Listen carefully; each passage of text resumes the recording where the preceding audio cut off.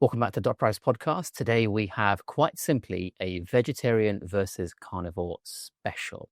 Joining me today is a good friend of mine, another doctor in London called Dr. Rosh. Rosh, how are you? Very well, thanks. Thanks for having me, Abs. It's very good, very good. Why don't you give us a little bit of an intro for those that don't know you, in terms of what type of doctor you are, where you went to medical school, what you do now, just so they know who it is that's actually sat in here. Yeah, of course. So if we start from the beginning, I'll tell you a bit about my professional life. Yep. So I graduated in 2018 from the University of Leicester. Started work as a F1 doctor. Found that it wasn't really for me. I had this magical idea where that was all going to be like Scrubs or House. And I thought it's going to be absolutely brilliant. I was going to have a great time. It wasn't actually like that. I found that it was mostly just doing the same thing over and over again, ordering bloods, ordering CT scans. It was a bit mundane for me. So I started looking at different avenues and I came across aesthetics. And since then, I've built my career in aesthetics. Yeah. So I've opened up my own clinic known as Roda Clinics. Yeah. I also work with Cavendish Clinic, which is a large corporation where I'm head doctor for them. They're partnered with John Lewis. And then I also work as a trainer with Derma Medical, which is where we met, Yabs. I've been training with them for about 3.5 years. I run my own podcast there, which hopefully we'll have you on at some point. My entire life has been aesthetics relatively recently.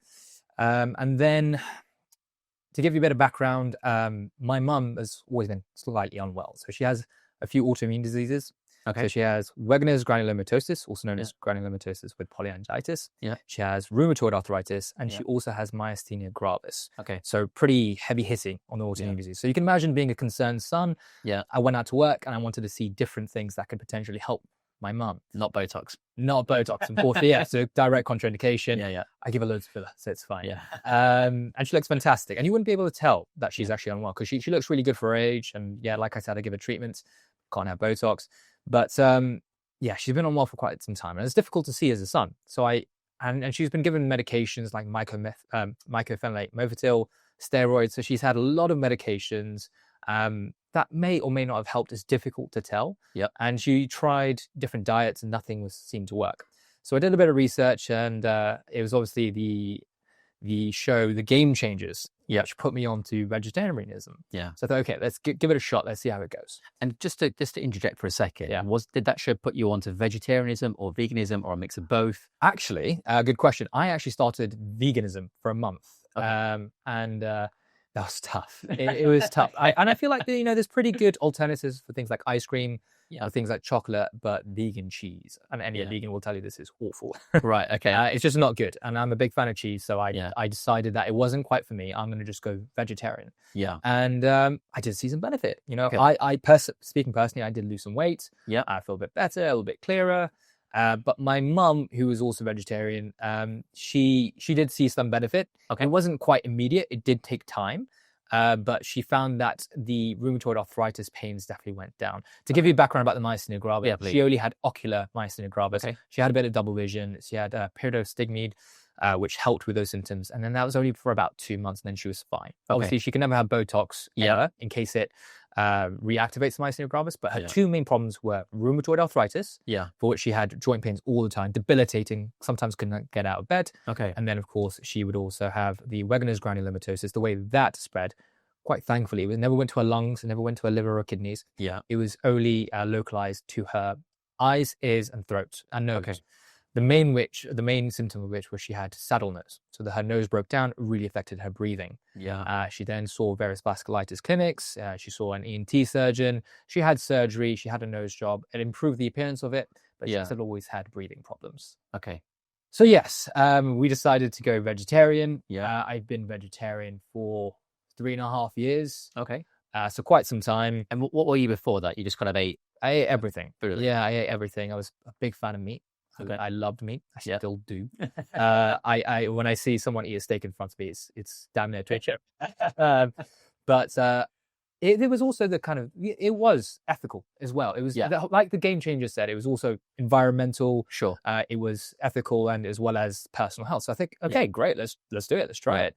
And I always have great respect for other vegans and vegetarians because no matter what they're doing it because they want to be healthier. They want to help with the environment, and they're preventing from having something that they might like in order to better themselves and the world. You can't knock that. You can't knock that. Like it's wanting to do something for those benefits to help others, help yourself. There's nothing wrong with that. And it's a very admirable reason to do it. And I truly believe they believe that as well. Now, obviously, you went to uni in Leicester, and then you went into, some of the viewers are international, but when we finish university here in medical school, we go into FY, foundation year 1, 2, whichever one you do. Yeah. Talk to me about, and because this is for the viewers watching, try and estimate, if you can, during your time as a medical student, how much time they spent teaching you about nutrition. I already wanted to speak about this anyway. It's funny.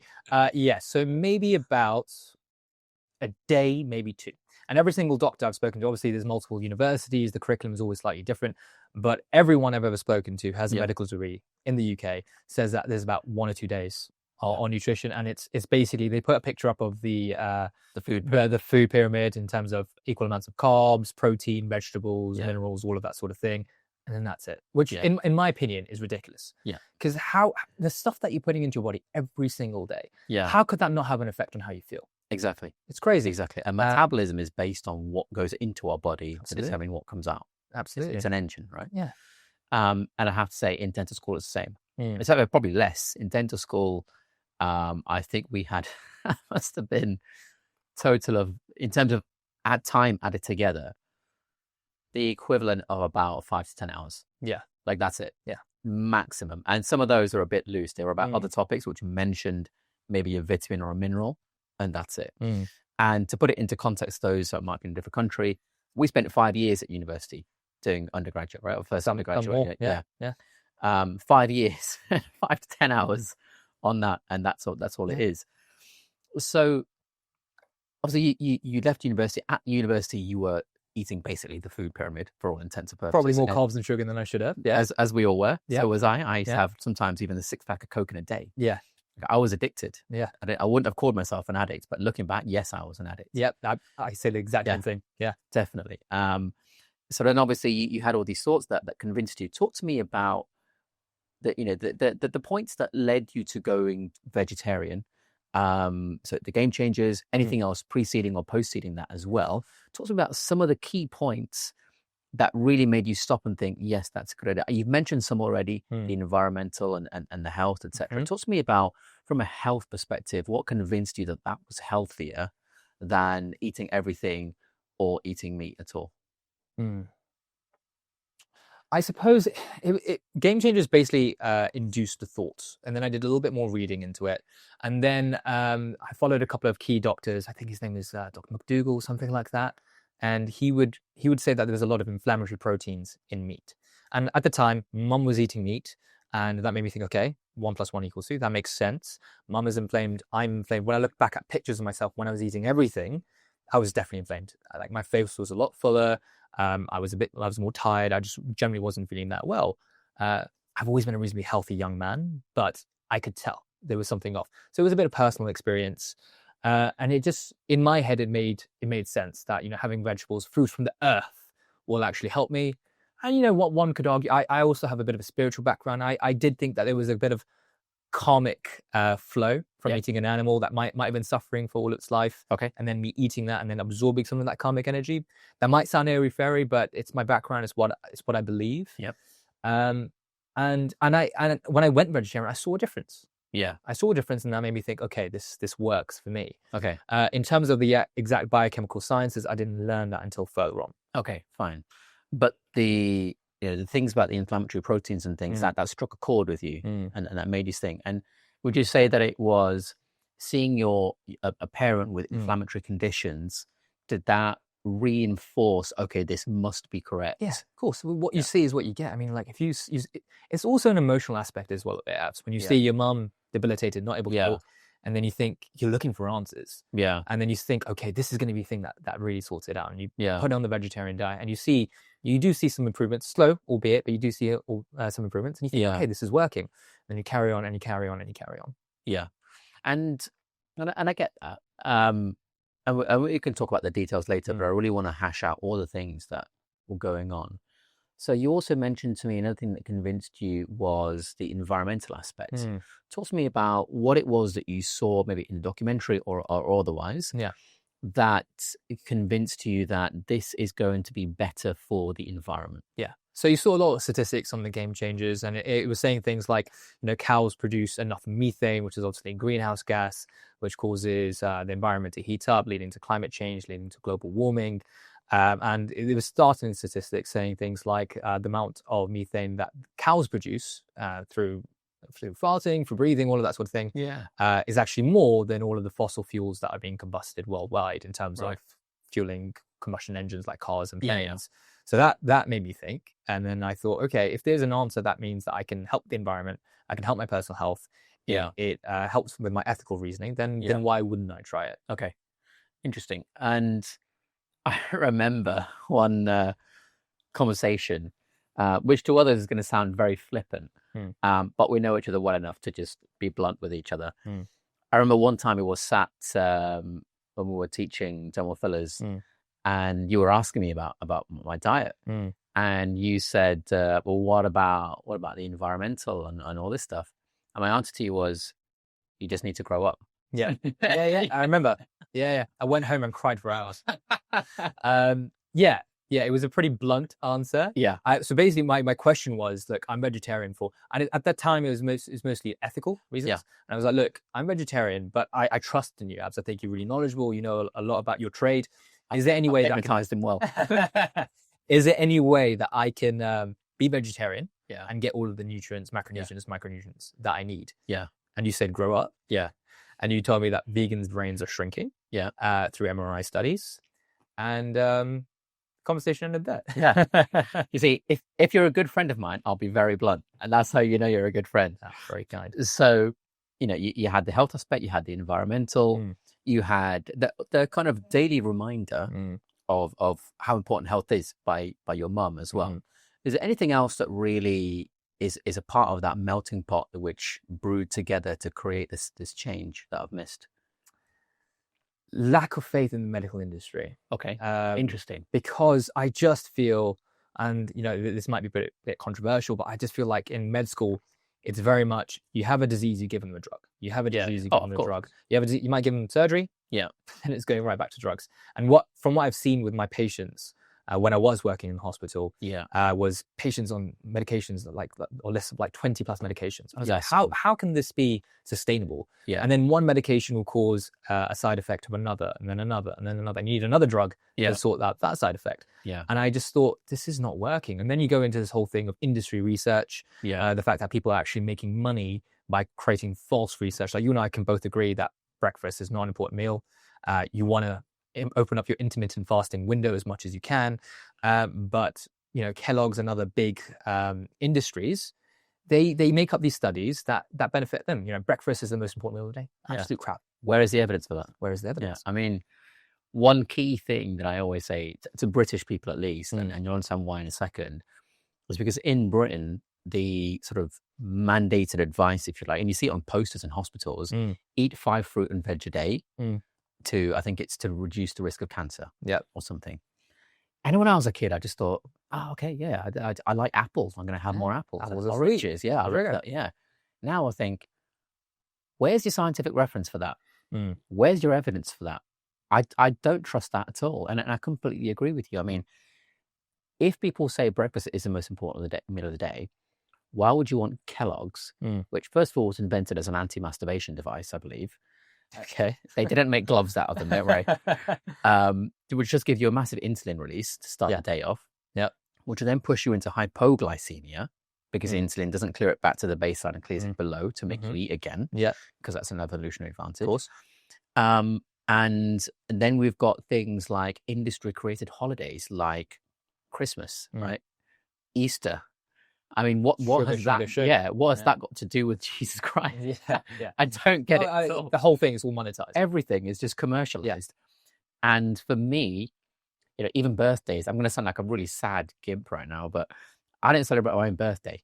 I didn't celebrate Christmas. That doesn't surprise me. I didn't celebrate New Year's, because to me, it's just the Earth going around the sun again. Yeah, like birthdays don't exist in nature. I go by nature. If I'm alive, great. I'm grateful, and I'm going to carry on working. Yeah. That's it. Nothing changes. I mean, one can argue that there is a sense of warmth and community. Of course. Like some people might see we're not amazing anymore. Yeah. We've got to enjoy each other's company. So it's the whole social aspect of it. I look forward to Christmas. I look forward to spending time with my family and friends, because when else do you have a country-wide excuse to do that? So I think in that respect is good. But an excuse to just eat loads of sugar and carbs like I did, during Christmas is probably not the best thing. Yeah, I think it's nice to take advantage of if everyone else is off. Yeah, well, you might as well see your friends. Yeah, absolutely.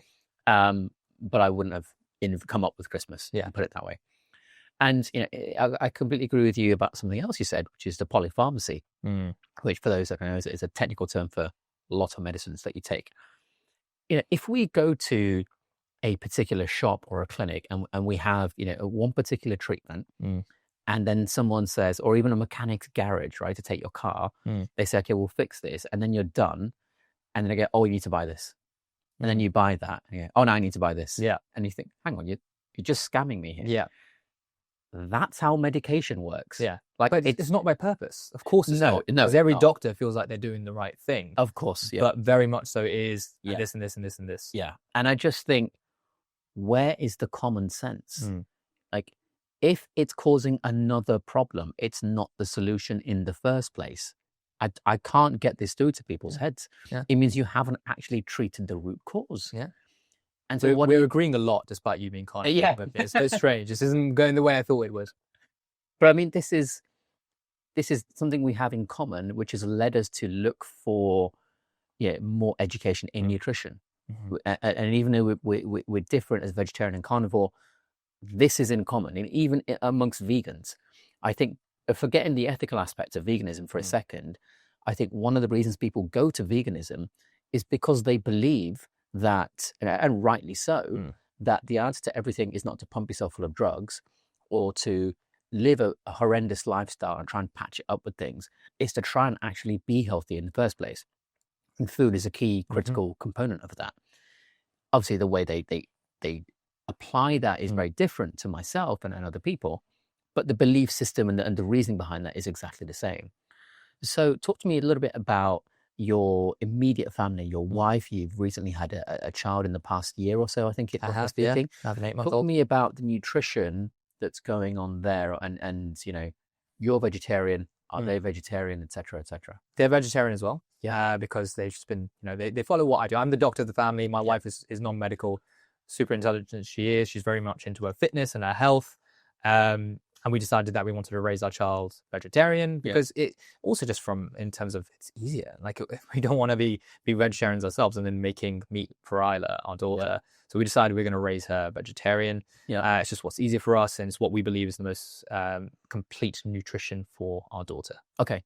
And in terms of your work right now, your work is entirely in aesthetics, right? You're not doing any hospital work, you're not doing anything like that. No, but I am delving into longevity as well. Sure. Because I find it fascinating. I want to help my patients get off their medication. I want them to live full lives. Yeah. So I am delving into longevity, most of which is, I'm not directly advertising. It's mostly just my existing customer base in my aesthetic job. Yeah. And just talking to them about it. And people are fascinated. Yeah. And actually, most people who want to look good want to feel good as well. Okay. And then they are open to having these conversations that sometimes can be hours long to help them unlearn everything so that they can learn it all again. That is longevity, right? It's unlearning everything at the end of the day. Yeah. It's, here's what you think, let's flip that on its head, and that's the truth, generally speaking. Yeah.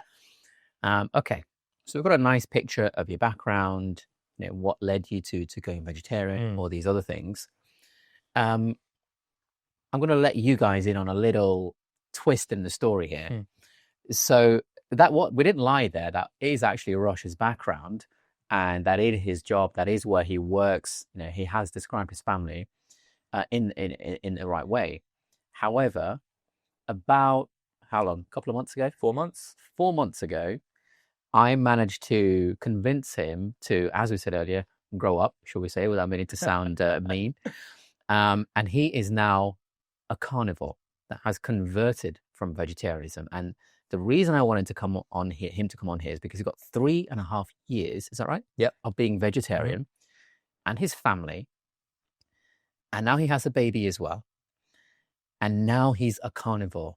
And I cannot wait to talk about what the difference has been, because I completely believe you when you say you went from eating everything to vegetarian and you felt better. I would expect you to feel better. And even if you weren't vegan, if you do it right, I would expect you to feel better as well. Yeah, for sure. But you've done that, and now you've gone even further down this road. So talk to me. What convinced you in the first place before we get into the nitty gritty? Just some idiot telling me to go up. So look, it was a big decision. Like, I meant everything I said. I meant that I respect vegans, I respect vegetarians. They're doing something that's difficult and most people aren't willing to do to try and better themselves. But my mum wasn't getting better. And also, I wasn't in the best health either. Look, I didn't have health issues, but I didn't feel in my top form. I was eating a well-balanced pyramid. I wasn't eating meat, obviously. I was just vegetarian, but I had all my protein from other sources. I had vegetables, and I wasn't feeling great. So what I decided to... Can you describe that when you say you weren't feeling great? Bloated. Okay. I felt bloated all the time. Okay. Just a brain fog. Okay. Just not being quite right. It's difficult to put into words because I wasn't... Sorry? Sounds like you got menopause. Yeah, well, yeah, exactly. Well, my hormones probably weren't right, as we know now. Sure, yeah. And look, I just wanted to explore. I just wanted to learn more. So it wasn't just you told me to grow up and then I went off and I did it straight away. I did my own research. And I have to say that I was convinced after looking at 3 different aspects of being carnivore. Sure. The first was anecdotal evidence. Look, I went through all the YouTube. I followed all the big names, Sean Baker, Anthony Chafee, people that on your podcast as well, who I really respect. Richard Smith has got a fantastic story that I really respect. And I saw the anecdotes and I saw people feeling so much better and who had real conditions, not like me, like people who had anxiety, depression, type 2 diabetes, high blood pressure, obesity, all of these sort of things are completely reversed. So I think, okay, from the layman's perspective, it looks good, right? And then I took it one step further, and you recommended someone who's a bit of a hero of yours, I understand, Weston Price. It was a fascinating book. I think it's called Nutrition and Degeneration. Nutrition and Physical Degeneration. Physical Degeneration. I'd advise anyone to read it. One tip I have is that it's quite a sciencey book. There's a lot of statistics. I have a good tip for them. Just go on ChatGPT and ask them to summarize the book, because then it'll give you everything in a very succinct manner. I actually took the time to read it. And what I found was that it's essentially, to summarize it, they are population studies where Weston Price, who was a dentist in the 1920s, traveled all over the world and visited primitive species, essentially people who had very localized diets, and they all ate pretty much the same thing. So he went to places like to India, he went to Africa, to people who weren't exposed to the westernized diet. And he looked at the general health of these people. Now, he was a dentist, so the first thing he's looking at is the teeth. And what he found was the populations who ate only meat and dairy and fresh dairy. I'm not talking about things that have been given antibiotics and all sorts of stuff. Pure meat and dairy. In some cases, even blood. Wouldn't recommend that. That's not my thing. But you would see the difference in the health of these individuals who grow up in these environments. And they would have 0 cavities. They would have perfect dental arch formation. They would have perfectly symmetrical features in their face. They would have much more muscle mass than anyone else. They would be taller and wisdom teeth trouble. No wisdom teeth trouble. And you could see the pictures in the book, which is why I thought it was so brilliant. And they're pretty good quality pictures. They're good quality. They were taken post 1914, but you can't argue. You can't argue. The general health and the incidence of these degenerative diseases, which you would think would be more under control now, and with modern medicine, have actually gone so much worse. So their health was so much better. There was next to no incidence of all the diseases I mentioned before, like Alzheimer's, Parkinson's, type 2 diabetes, obesity, arthritis, all of this. So then it takes it one step further, because he would even show studies of individuals within these groups who would then move over to a town which had access to westernized food to trade, and westernized food like things like marmalades and jams and pastas and all of this sort of stuff, and their health would plummet. Like you could see the cavities in their teeth. You can see that the dental arch formation was just not there. They have very weak recessed chins, asymmetrical features, and much higher incidence of all the diseases I previously mentioned. Crowded teeth as well. Crowded teeth. Yeah. So then I thought, okay, this is pretty convincing. I need to pay attention to this. So I had 2 aspects so far. I had the anecdotal evidence, and I had Weston Price's wonderful book, which I'd advise anyone to read. One of the best books ever. I don't know, you really respect him. I can see why. He writes quite beautifully as well, I have to say. Despite being very scientific, he writes beautifully.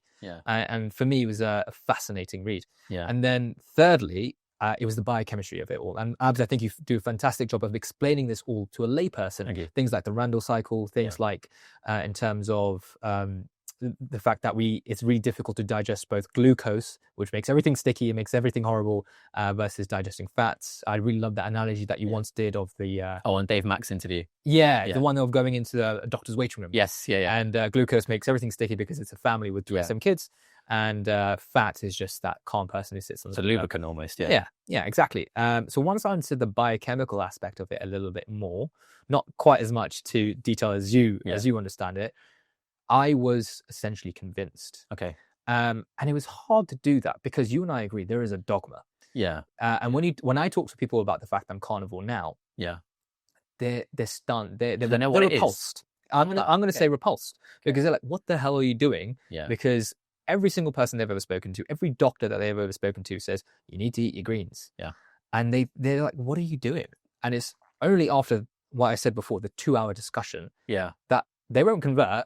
Yeah, they're open to the idea. And if I can even just get one person open to the idea to experience the benefits that I have, which we'll discuss shortly, then I've won. Then I'm really happy for that individual. Like you probably feel really happy that you've got me, not only me, my mum, my dad, my brother, my wife, and even my 8-month-old daughter. Yeah. I sent Abs a video just yesterday of my daughter absolutely gorging on steak. And I remember you telling me this. Yeah. I remember you saying that when you give a baby a steak, they're so intuitive. Yeah. That when they have steak, their eyes light up. And I've given my daughter, because my wife wanted me to, she wanted to follow the books. We've given her things like fruit, and we've given her things like all the stuff that you're supposed to like, potatoes and all of that. Yeah. I've never seen her light up as much as when she had steak. No way. Yeah. Wow. She did. Nice. So that was a massive spiel. I apologize. I can talk all day about this. Perfect. That's exactly what we want. Yeah. So I'm going to go through those individual things. I want a little bit more detail. Mm. So one thing you said was you looked on YouTube, you watched certain influencers. You said Sean Baker. Any other particular ones? I think you mentioned Anthony Chaffee as well. Anthony Chaffee, I think he was actually really brilliant, and he explains it in a really succinct way. He also just looks like the healthiest man I've ever seen. He's a mountain of a man. Yeah, and Sean Baker. Yeah, and Sean Baker. You see all this, Ken Berry, I think, was really good as well. I was really touched by Richard Smith's story on your podcast. Yeah. I think the fact that he was so open and honest from the beginning, claiming things of, like, and openly saying in front of all of your viewers that he was had anxiety and depression and overweight, low IQ, all of these things. He had the bravery to come in here. I'm not sure he said low IQ. He did. Oh, did he? He said, all right. He said, and that really surprised me. Not a lot of people would say that. And obviously I think that was due to his nutrition, because you and I know that the way we think is as biologic as the way we digest. Exactly. And I really respected Richard Smith for doing that. But yeah, quite a few people out there. I saw Rachel come on Carnivore Fitness recently. That was really interesting. It was really good to hear a woman's perspective. Yes. And I'm guessing you probably watched Lee Copus as well. Actually, no. No, I haven't. The colon... oh, yes. Sorry. I missed his name. Fascinating stuff. Ken Carnivore. Yeah, fascinating stuff about the ileostomy that he had and how he would cut a triangle in the pineapple and he would see that. So when I tell people about that, when I send them to that video of yours, they're stunned. Yeah. It's not general knowledge. How did that make you feel as someone, he's talking about eating plant food and we can't digest it. Yeah. And you ate nothing but that for 3.5 years. How did that make you feel? Did you even believe that when you first heard it at that point? I think by the time I looked at that video, I was already pretty much into the carnivore space. So for me, it wasn't so difficult to believe. What was difficult to believe was when you and I had the first discussion. Yeah. And I see that with every person I discussed since then, that it is pretty crazy. It goes against dogma. It goes against everything we've ever believed. But then it makes sense because, as we said before, degenerative diseases are its worst ever. And it's only climbing, it's only getting worse. And we see that in clinical practice all the time. Like, any hospital you go to, you find someone in a ward with like 30 medications. Even when I was still, I don't do it anymore, a long time ago, but when I was a dentist, if I saw someone had like diabetes, I could tell the type 2, I could tell they're probably going to be obese when they're walking through the door or they're overweight. And I could tell they're probably going to have some other list of medications. Like, that's just not a coincidence that all those things come together. And it starts a lot of the time with metabolic syndromes or things associated with metabolic syndromes. So when you decided to make the switch, obviously in our first conversation, it was too hard to believe, as it is for everyone, because you've listed quite a few things there, which is very normal. Like people watch chat and think, okay, something is going on here. And in our initial conversation, obviously very short compared to all that, that's always very difficult because you've only got a couple of minutes for someone to ask you, what do you eat and why? You can't explain everything you've just said in 2 minutes. No, of course not. So where was the first port of call you went to following that? After our initial conversation, what was the first thing? What was the first Google search or YouTube search or book search? Probably your podcast. Okay. If I'm honest. Yeah. I think the other resource, I think YouTube is a great source of information. Also looking at some of the studies that you mentioned. Yeah. Western Price did it really beautifully because it was all in this lovely little book that I can sit on all day and read it rather than being on the internet. I like reading books rather than reading online. Yeah. So I think that was a really important call. And then from then it was just building and consolidating the knowledge because it's a lot to take in. Like, it's huge. And this is why exactly. Have you ever had a patient, out of interest, have you ever had a patient where you were able to convince them to do carnivore and you met them for the first time and you were able, by the end of the conversation, you were able to get them to go carnivore? It's a difficult one because people come to me wanting to go carnivore. Yeah. Like say a friend, like say someone that. Oh yes. Yeah. You have. And it's only, I'll caveat that. Yes, but only in conversations which have been a long time. Yeah. If it's in passing, no. Yeah.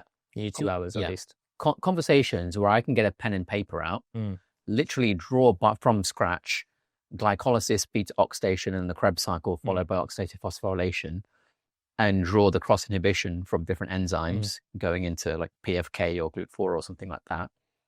And then I say, tell me what I've said that's factually incorrect. And they can't. And that's usually the medical people, I imagine. Yeah. Because you probably wouldn't be going into that much detail for a lay person. Yeah. If it's a lay person that comes to see me, typically they know my content and they know what I eat and they get it. They want to try it. So that it's never really been any convincing. I'm very fortunate and privileged to be in that position. But in medical people, that's where I do the convincing. But I don't actually try and convince them. I just say, well, here's the facts. This is glycolysis. Do you agree or disagree? Yeah. Here's beta oxidation. Here's the Krebs cycle. There's an inhibition from here to here. Do you agree? That they don't know because it's not taught at university. But then I say, okay, well, open up PubMed and have a look. Because even in papers that have nothing to do with nutrition, there might be papers specifically to do with citrate carriers or something like that. And they'll still talk about the same thing. Maybe not all of it, but different aspects. All the different components of that cycle are actually in lots of other papers. None of it is under any controversial disagreement at all. And so when they see that, they don't disagree. They just sit there in silence because they can't say anything. I mean, I did an NAD plus course a couple of weeks ago where I explained that entire thing. I'll give you a copy. And it was all pretty much doctors, probably 75%. Some were consultants, et cetera, et cetera. Some, I think, worked in oncology. And I was teaching them about cancer. Yeah. And none of them could tell me I was wrong about anything. Because even though they're specialists, they're not taught at any level, undergraduate, postgraduate, specialization, anything, any of what I was actually teaching. Because it's not taught in med school. It's not taught in any of the studies. And people seem to think, just to make a point for a second, people seem to say, Abs, what do you know? You're a dentist. It was Weston Price that was a dentist. And through looking at teeth, he understood all this stuff about nutrition and made all these things which we're benefiting from today because everything is connected. And so what if someone is a dentist or an osteopath or a chiropractor? It doesn't matter. Or like we've seen by your guests. Yeah. Knowledge speaks for itself. Yeah. That's all it is. Yeah. Biochemistry is not true or false or left or right based on a piece of paper that someone gave you with a tick on it. Yeah. It is a fact. End of. That's all. And I like the fact that you looked at these guys who aren't nutritionists by trade. I think Ken Berry or Sean Baker was a surgeon of some kind. Anthony Chafee works in neuroscience, and Ken Berry, I'm not sure. I think he's a family doctor. A family physician. Yeah. And yet they're all talking about the same thing. It all stemmed from biochemistry, which is correct. I think there's an important lesson there. And I think if you want to push past the dogma in nutrition, if you want to take control, you have to be willing to realize facts are facts regardless of who says it. Yeah. A 10-year-old and a mathematics professor saying 2 + 2 is 4, it's still true regardless of who says it. It doesn't have more weight coming from one person or another. You judge facts by the evidence and nothing else. And when you look at the evidence in the biochemistry, you said that when I mentioned the Randall cycle to you, that was something that really helped you understand what was going on. But you also said at the start of this podcast, one of the things that initially made you go vegetarian was listening to someone, McDougall or something, talking about inflammatory proteins in meat. How did your mind sort of comprehend that, you got this guy saying meat is inflammatory, and you got me and anyone else that is saying similar, saying the human body isn't capable of digesting glucose and fatty acids together, and so we have to eat one way or the other. How did you even... Personal experience. Okay. Because I'm a true believer that whatever you believe, you will find some evidence online backing your theory, right? And vegans will say that as well, because they have lots of studies. And then you and I have this discussion about how good are the studies? Yeah. Have they got any bias behind them? Have they got any confounding factors? Which, let's face it, there'll never be a true dietary study because you can't get two twins in the same room who have no other confounding factors for the rest of your life. But what I can believe, or what I can see with my own two eyes, is how I feel. Yeah. And that's why I wanted to talk about a little bit as well in terms of how I felt when I went carnivore. Yeah. Now, you and I know that when we go carnivore, it's especially from a vegetarian, when my stomach wasn't used to having meat, there is a transitionary period. Yeah. And it was explained to me very beautifully that the micro gut biome. So if my stomach, if I'm used to eating carbs and sugar and vegetables, which are effectively carbs, then my bacteria in my stomach will continuously crave carbs. So from my gut-brain axis, I am constantly craving carbs. And whenever I eat carbs, the bacteria is fed and I crave carbs more. If I suddenly just stop carbs, which I effectively did over a transitionary period, then my bacteria is going to be like, what the hell? Where are my carbs? And then that can make you feel unwell because the bacteria starts to digest its own inner lining. Yeah. And that can make you feel a little bit unwell. And luckily, I didn't really experience that. I was fine, probably because I'm a relatively young, healthy man. My mum did have a bit more of a transitionary period because she's been effectively vegan, actually, for about 10 years now. Wow. So a very long time. So for me, it wasn't too bad, and I was fine. And I actually got the joy of eating meat again. Like I said, I wasn't lying when I said that someone across from me having a steak was hard. Yeah, because I'm a slave to my teeth. I really wanted meat, so I was happy to eat it again. It was almost like an excuse. What was the first meat that you had? Was it like a ceremonial, celebratory thing? Oh God, it's difficult to remember now. I think it was probably steak, just because from all the influencers, they all say that fatty red meat like steaks is the most nutritionally complete meat you can have. Which is where we're going after this. Yeah, exactly. Lovely, sounds good. Lamb chops, anything that was meat. I just really missed. So although I can't remember exactly what it was probably was steak, and I honestly didn't cook it well because it takes time. It takes a bit of a skill. Yeah. But I got better at it anyway. And then I just decided that I wanted to see how I felt day by day. And what I found was immediately since I started eating meat, I had like a pretty good steak. And like you said, nothing else on the plate, because if I have carbs on the plate, then it interferes with my metabolism.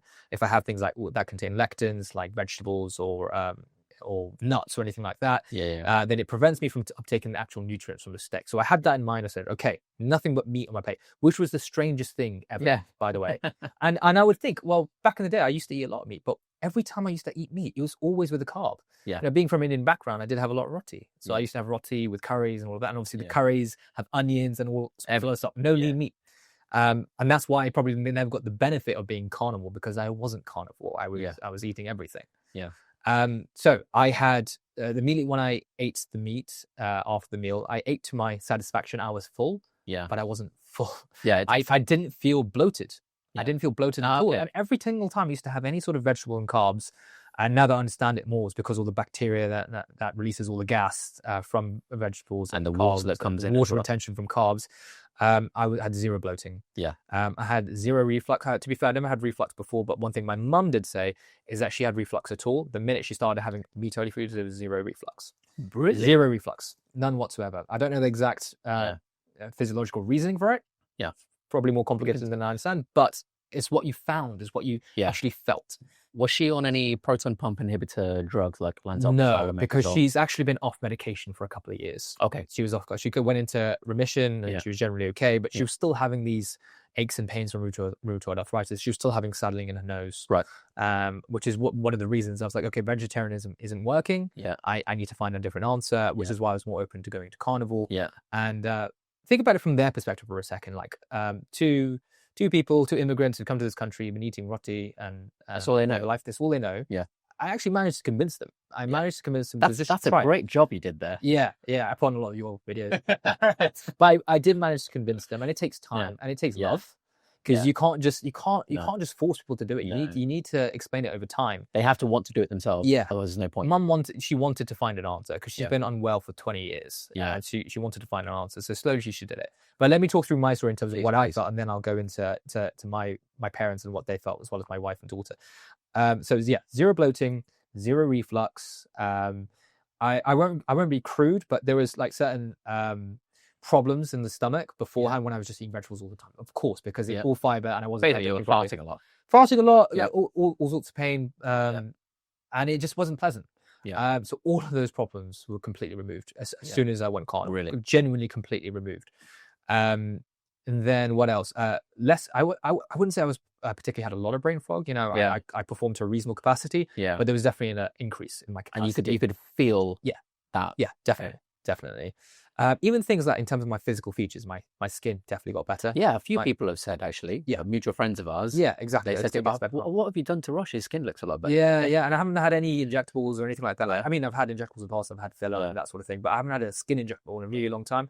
I think I did Sunekos for you a couple of years ago. You did on my under eye a couple of years ago, but well before I was doing carnivore. And you got me onto Sunekos as well, which I really enjoyed. My patients absolutely love it. Nice. It would be interesting to have a discussion at some point about the skincare that we do, microneedling in terms of derma rolling, using Adapalene, testosterone propionate, which I've been giving my patients, seeing great results. Nice. But yeah, my skin improved. I think my hair is a little bit thicker as well. Energy levels was a big thing, because when I used to come home after a day of injecting my patients or lecturing or whatever, I'd be knackered. Yeah. But I get home and I can do jobs. I can do jobs around the house. I bought a house recently, and I can actually. You don't feel like there's a crash. No, there's no crash. And it makes sense, because another thing that really helped me convince that carnivore was the right way to go is that I got a continuous glucose meter.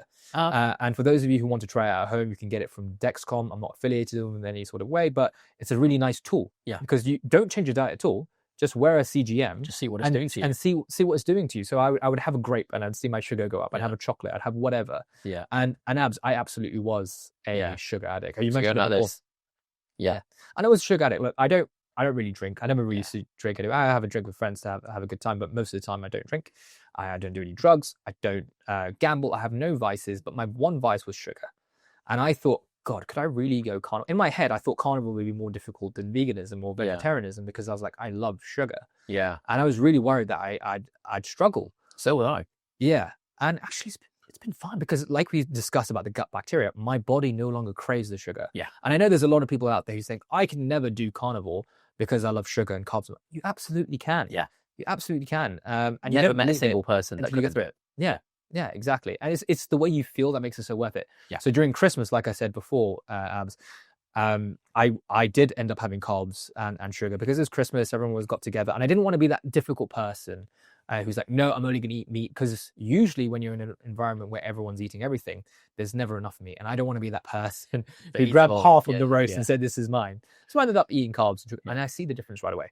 Oh, talk to me about that. Yeah, so I would have more gas. Yeah, I'd feel more sluggish, and how feel the sugar high in the sugar group immediately. Yeah, because I would literally see having a carb, having a sugar, and I would say to my wife, like, yeah, I feel it. I feel it in my stomach. Really? I feel it in my energy levels. I'd feel the glucose go up in my body, and I'd feel it go. I'd feel the crash. Yeah, I'd feel the lack of energy.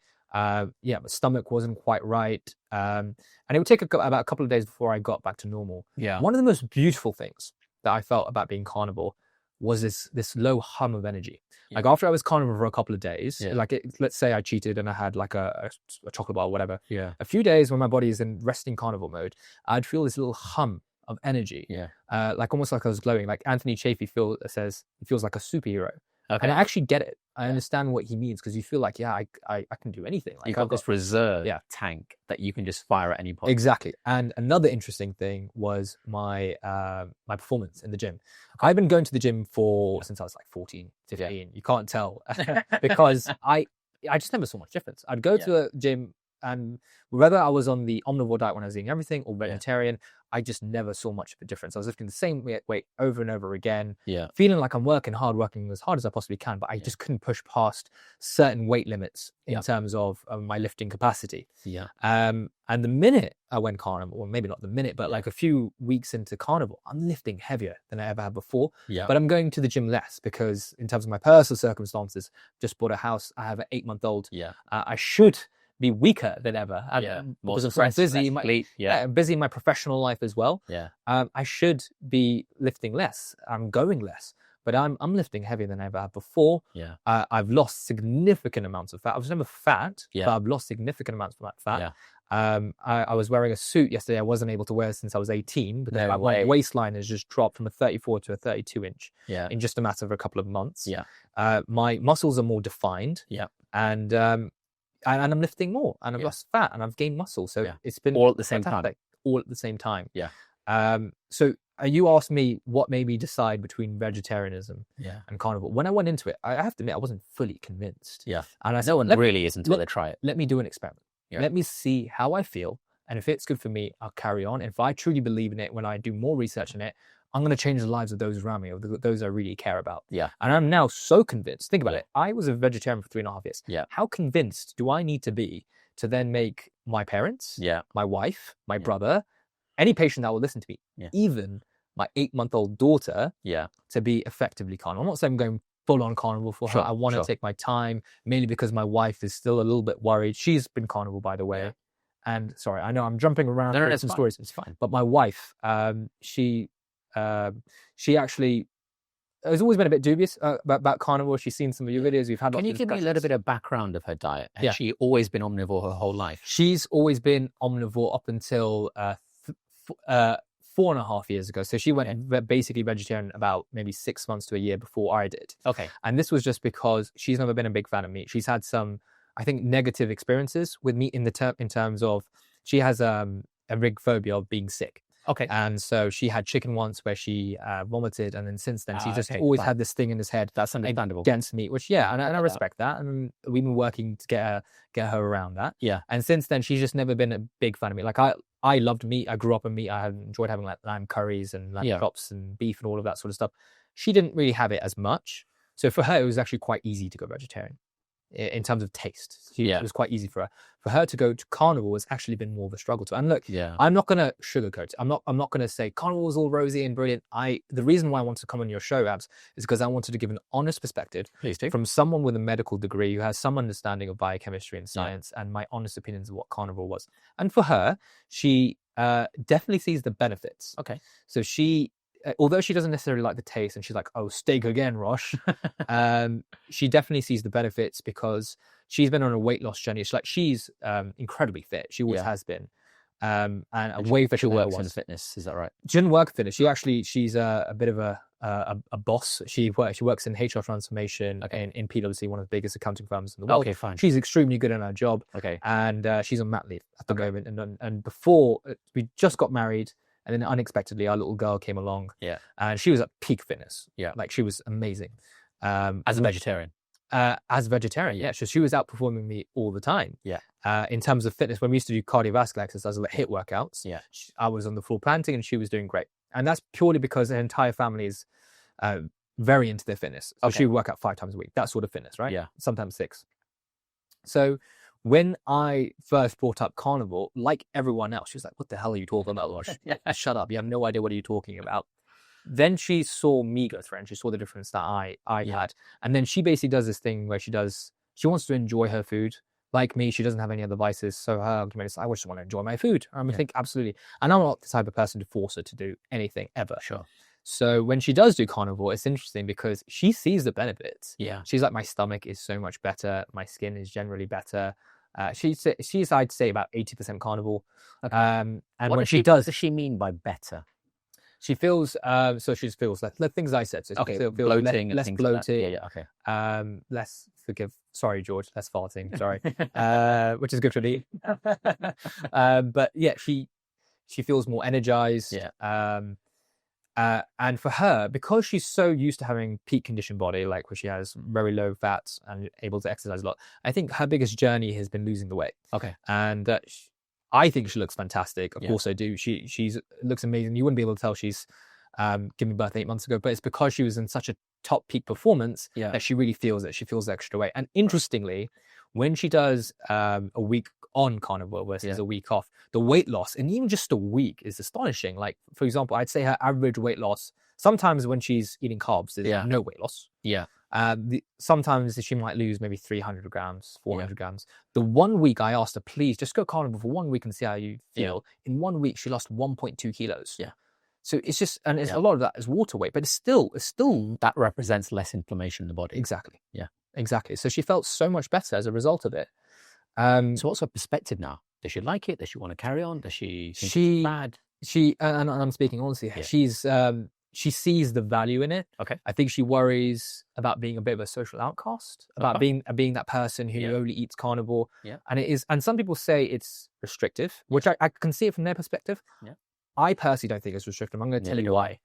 When you cook vegetarian food, it takes ages. Yeah. Like you're standing there, you're seasoning, you're stewing, you have to buy all the ingredients. I have to think, what am I going to buy? Yeah. Then I have to go out and get it. Yeah. And then, a lot of them are perishable. And then it just takes ages. The entire process of cooking and cleaning and also doing it 3 times a day. Yeah. Like you, Abs. And I remember you telling me that you only eat once a day. I was like, oh man, how do you survive? Yeah. I'm doing the same thing. Yeah. 4 months It's easy, right? It's easy. I don't want to eat. Protein fills you up.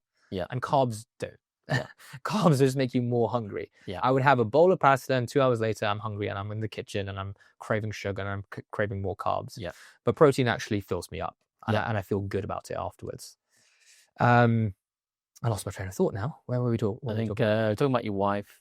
She sees the value in it. So she sees the value in it. And I think she will always eat meat now for the rest of her life. Yeah. Whether she does keto, which I respect, which is great. Fine. You done keto, I know, for a long time, and it was only when you knew that carnivore was even better that you decided to go carnivore. Yeah.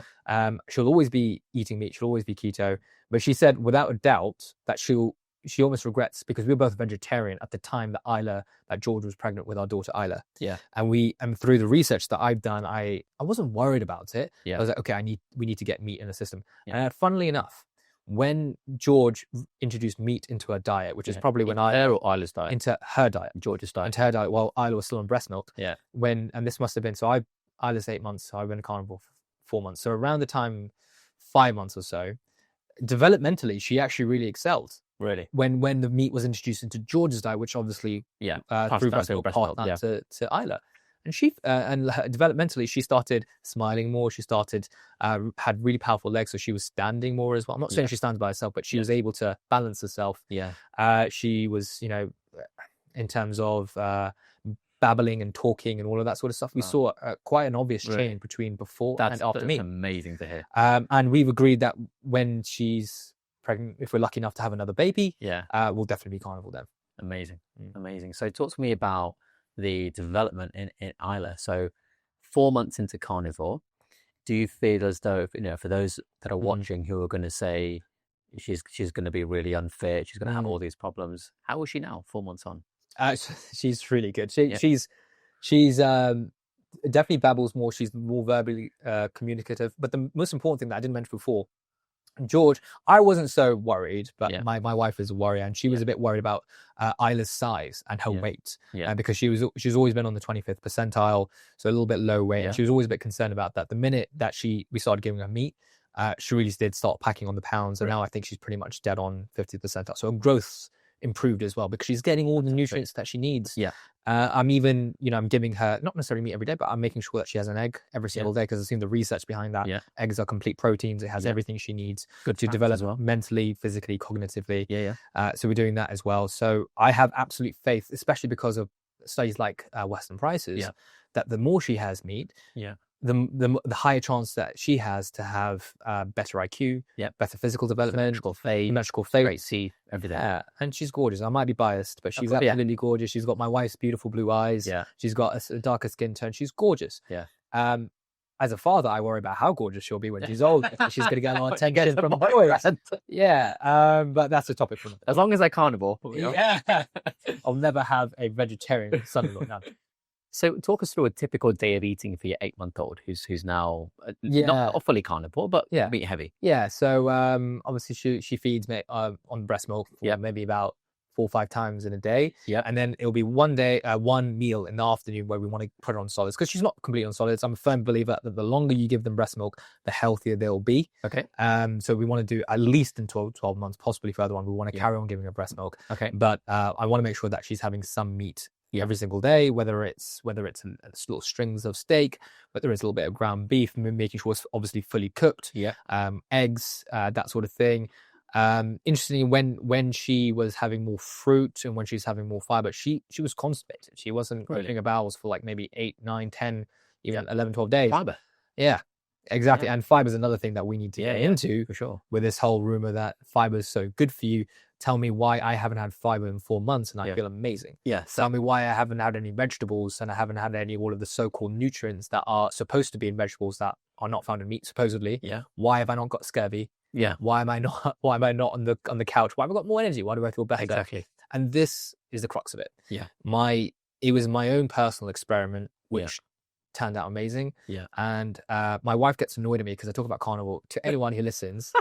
And it's because I don't think I've been this passionate about something because you see the long time, because I see the results. And I didn't get that. And going back to what you said about most vegetarians do see, when they go vegetarian or vegan, they do see some benefit. Of course they do.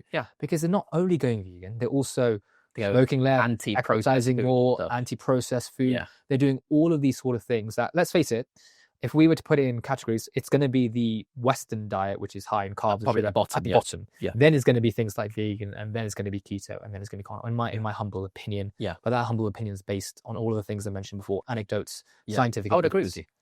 So, I mean, the breast milk thing is interesting. I'm going to potentially throw a spanner in the works for you here. So there is, as you always do. I do, there is literature that suggests that the longer they're on the breast milk before they go on to normal food, the better off they are. But is that because they're on breast milk for longer, or because they're not having all the other crap? For a delay. My opinion, and it is just an opinion because you can't do a study on it, is the quicker you get them off breast milk and onto a carnivore diet, the better off they will be. And the longer you leave them on the breast milk before going to a Western diet, the better off they'll be. And those studies, pseudo studies at best, that look at increased length of breast milk before going on to Western diet, yes, I think they will find a benefit if they stay on it for longer. But is it because of that or what they're going on to? Tell me your thinking behind that. Why is that? Because you've told me before that breast milk is amazing. It's the one thing that has natural fats, protein, and carbs. And it's obviously built for that child, for their growth.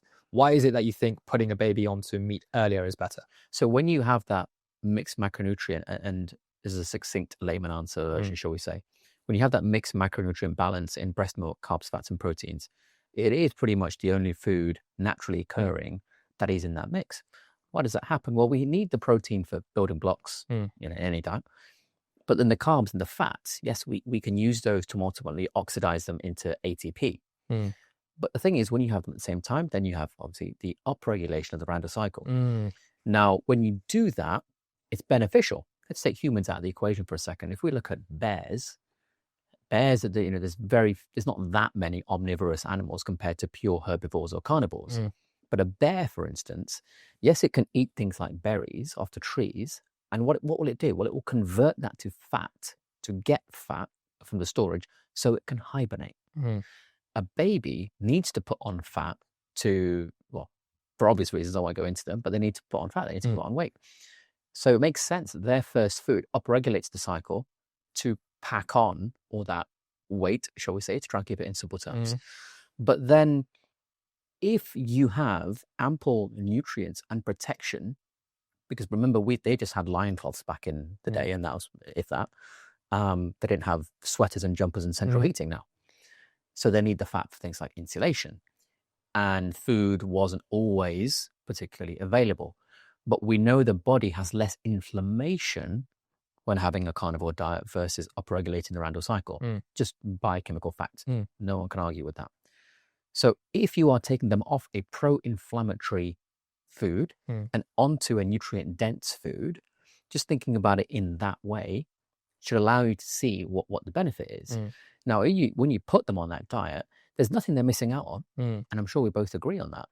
But in the breast milk, you're upregulating that cycle to pack on the fat. But if you've got ample amount of this food, that's going to happen anyway. They're going to have the right weight and storage and everything else in the body. So the quicker you get them onto this, the better off they'll be. Now, that's caveated with ample amounts of sunshine, getting enough water, not having other crap like chocolate bars and porridge and things like that. So as long as all those sensible boxes are ticked, personally, what I will do is get them off as quick as possible to stop upregulating that cycle. And having just one of those nutrients, and they still get ATP production, they still get metabolic process in unlimited amounts, because we're not cavemen anymore. We have Uber Eats and supermarkets. So they're not missing out on anything except the upregulation of that cycle. It makes sense, because when you go back to it, it's the only difference is you always say that we shouldn't have carbs with our proteins. And that's the difference is that in breast milk you have all three. So whether it's happening through two different sources, whether it's all from one source, you're still upregulating the Randall cycle. Exactly. You're still getting carbs and fats at the same time. Your body can only choose to metabolize one of them. It's just to be pedantic, just for the viewers, I know someone will comment, it's not that it will only do one, it's going to be trying to inhibit the other. So it's like you're doing mostly this, with a little bit of that, or mostly that with a bit of this. It's never purely just one. That's not actually possible, in my opinion. And it is an opinion. It's mostly one or the other, like a sliding scale. Okay. So that's why I would do it. But again, the problem is you can only rely on opinion. Because you can't do a study on babies for anything, right? Of course. So I think we have to rely on the biochemistry. We have to rely on just good quality thinking and logic and reasoning.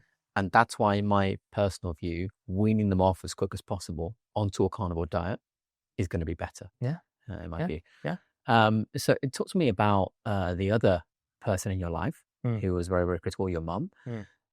She, I know, had a very difficult transition period, as you said. Talk to us about... I wouldn't say very difficult. Really? Okay. I wouldn't say very difficult. I'd say she felt it probably a little bit more than I did. I think you prepped me for the transition period. Yes. You said, you could feel a lot worse. And I said to Mum that, you probably feel it more than I do, or my dad does. My dad loves it, by the way. My dad absolutely loves it. We'll talk about him as well. So he's an absolute meat lover, and he's had everything that I've had. We've experienced the exact same thing. My brother's doing it now as well. I've got to catch up with him. I'm seeing him in a couple of weeks. Nice. In a few days, we're going to catch up properly, see how he feels about it. But my dad absolutely loves it. But going back to my mum. So as you know, she has lots of autoimmune conditions. She was having flare-ups. So as soon as she started doing carnivore, first of all, I think there's a lot to say in terms of your mental attitude towards it as well. Okay. So Mum at the start and George, my wife, were both reluctant. They just, it didn't make sense. They didn't believe it. No. So it was through like probably quite a few days of non-stop discussions about it. That's still pretty quick though, a few days to get absolutely. And they trust me. I'm the only one with a medical degree in the family. They trust my knowledge in this industry. So they think, okay, let's give it a go. Let's try it. My mum was willing to try everything. She's been vegan for 10 years. She's had the medication. She's had the steroids. She's had everything. And she's still not better. So she's like, okay, I'll try anything at this point. So we put it on, and it was a slower transitionary period. So it was actually from your recommendation as well, which I did a little bit more research and I agreed with. It was for the first week just giving up seed oils and giving up grains. And keeping everything else the same. And then the second and third week was just making one of the meals purely carnivore. So whether it's dinner or lunch, it doesn't really matter. So bacon and eggs for lunch, or a steak or whatever for dinner, but only making sure that it's only meat. And then a few weeks after that, it would be having one meal that's fully carnivore and the second meal that was partially carnivore. So having a meat with some vegetables on the side if you must. I mean, I was all too happy to never have a Brussels sprout again, honestly. So I kind of went, I did it faster. But that's fine. I also had a good baseline, so I wasn't unwell. So Mum went through this period and slowly she was seeing an impact. I think the thing that really made a difference for her was energy levels. Mum was fatigued. She had really bad fatigue, so much so that she couldn't go out for a walk. And this is chronic. Absolutely chronic. It would take ages for her to recover. She would go and do any sort of remote bit of exercise. She would have this deep-seated ache for days that would prevent her from exercising further. And this terrified me as her son. I would. You and I both know that she was quite frail, like because she wasn't exercising because she would get hurt and then injure herself, and then she wouldn't be able to exercise more, which means that her muscles got weaker. So it was this self-propagating cycle, vicious cycle where she was just getting weaker and weaker. And she has almost next to no muscle mass. She's just growing out like that. You and I know how important muscle mass is in terms of longevity. All of our mitochondria are stored in our muscles. So you don't have muscle mass, we don't have energy, simply put in layman terms. So the first thing that she felt was energy. Yeah. So she actually had more energy towards the end of the day. She can go for walks, that sort of thing. Yeah. As I said before, she had significantly less reflux. Yeah. She also agreed with me that there was less gas, there was less stomach pain, there was less bloating, all of that sort of stuff. And I think because, bless her, she's almost 60 years old and she's had a lifetime of eating carbs and rotis and sugar and all of that sort of stuff. It was a struggle for her. One big struggle for her was coffee. And I don't think anyone should live like a monk. Yeah. Okay. I don't. Unless they want to. Unless they want to. I want you to enjoy your life. And this is what I say to my patients as well. I'm starting out in this field. I want my patients, I want it to be sustainable. I don't want them to try it for a while, because most people are attracted to carnivore. Yeah. They're attracted to it for weight loss. Yeah. And as soon as they hit their goal, they go back to what they want, and then the weight just comes right back. Yeah. So I want something that's sustainable for my patients and for my mum. So I said, okay, I know you really like your dairy. I know you really like your coffee in the morning. Background knowledge is, and I think it's pretty universally agreed that dairy does have a massive factor in autoimmune conditions and flaring them up. But we said, okay, let's not change too much, because I don't want to make too many confounding factors. Let's just put you on the meat diet, but you can have dairy as well.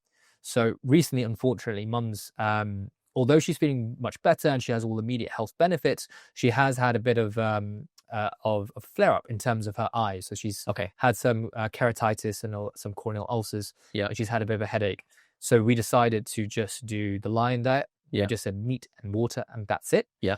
So she's given up her morning coffee. She's had tea and said, I get tea has oxalates and all of that sort of stuff, but like I said, we have to have balance. Yeah. One tea is not going to make a massive long-term difference. Yeah, exactly. So we're stopping the dairy for her. And she was cooking in butter before, which I think is great. We moved from having cooking in oil for my entire life to cooking to butter. Now I understand that saturated fats are better. Yeah. But she's gone one step further, because I don't want the dairy and butter. So she's cooking in tallow. She's cooking meat fats, which is even better, even less dairy. Hang on. How willing was she to go to lion, from carnivore to lion? Was it you that convinced her? Yeah. Okay. Yeah. She. I think the biggest struggle for her. My mom is an incredibly strong and resilient woman, but she said that the biggest thing for her was coffee. She's like, since I was a child, every morning I'd have a hot cup of tea or a hot coffee, and I need the caffeine to get through. And you and I know that all you need to do is give up coffee for 2 weeks, and then you're over it. I myself used to have 2 double coffees every single day. Wow. Which is a lot. I didn't have a lot of energy drinks. I didn't love fizzy drinks, that sort of thing. But I used to have my 2. And I love the taste. I love the ceremony of it. Waking up, playing some jazz in the background, making my cup of coffee. I love that. I brought that down to a quarter cup. Okay. Not quarter cup, sorry. To 1 single a day. Okay. From Dove. So I've quartered my intake, and I can easily go to 0. But my wife always says, don't live like a monk. You enjoy it. Have that little thing. You don't have chocolate. You don't have crisps. Yeah. Have your coffee. So I might have every morning. But recently, I just don't want it as much. Yeah. The cravings have gone down for coffee as well. So I can easily go with that coffee. That's what I would say to your mum if she was here right now, or if I was there at the time. I would say, fine, keep the coffee, take everything else out. You'll feel better, and then something still will not be quite right. At that point, I'm going to say to you, just try without coffee for a little bit and see how you feel. And then when you see the difference, I'm not going to tell you to go on or off. You decide for yourself at that point. Yeah. Because you know what happens when you have it or not. Exactly. And now I've got no right to control what you do or don't do in your life. Now that you know what it does, it's entirely up to you. Yeah. But interesting that now she's agreed to drop that. Was that a difficult? Yeah. It was difficult, but I think she was pretty upset at the prospect of getting the Wegeners back. Okay. That she was like, I'm willing to try anything. So she's already seen the benefit of carnivore. She believes in carnivore. Yeah. And she knows that dairy is inflammatory for her. And actually, I took her to A&E 4 days ago because I wanted her. She had a bit of a headache, a continuous headache, and I just wanted to make sure everything's okay. Yeah. I wanted to make sure she was having some tenderness around orbital rim. I want to make sure there's no cellulitis or periorbital cellulitis. Yeah. Wanted to make sure it was all clear. So we took her to A&E and everything was clear. Bloods were actually fine. Speaking of, I didn't mention this a few weeks ago before this flare up. Her bloods are so much better. Really? What did you see? Her HbA1c is reduced. I can't remember the exact figures. Okay. But she was pre-diabetic beforehand. So I think a 7, something like that. Millimoles per litre, I think. And it was significantly less. Nice. Her CRP is usually around the 20s, 30s, 40s. That's not exactly low, is it? No, it's not low. Yeah. No, it was 1.1 the last time that we checked it. 1.1. So 20s and 30s to 1.1. 1.1. Yeah. Absolutely. With no drugs. No drugs. No clinical treatment, just going carnivore. It just went straight down. I was actually, when I showed her bloods, that she really believed in carnivore.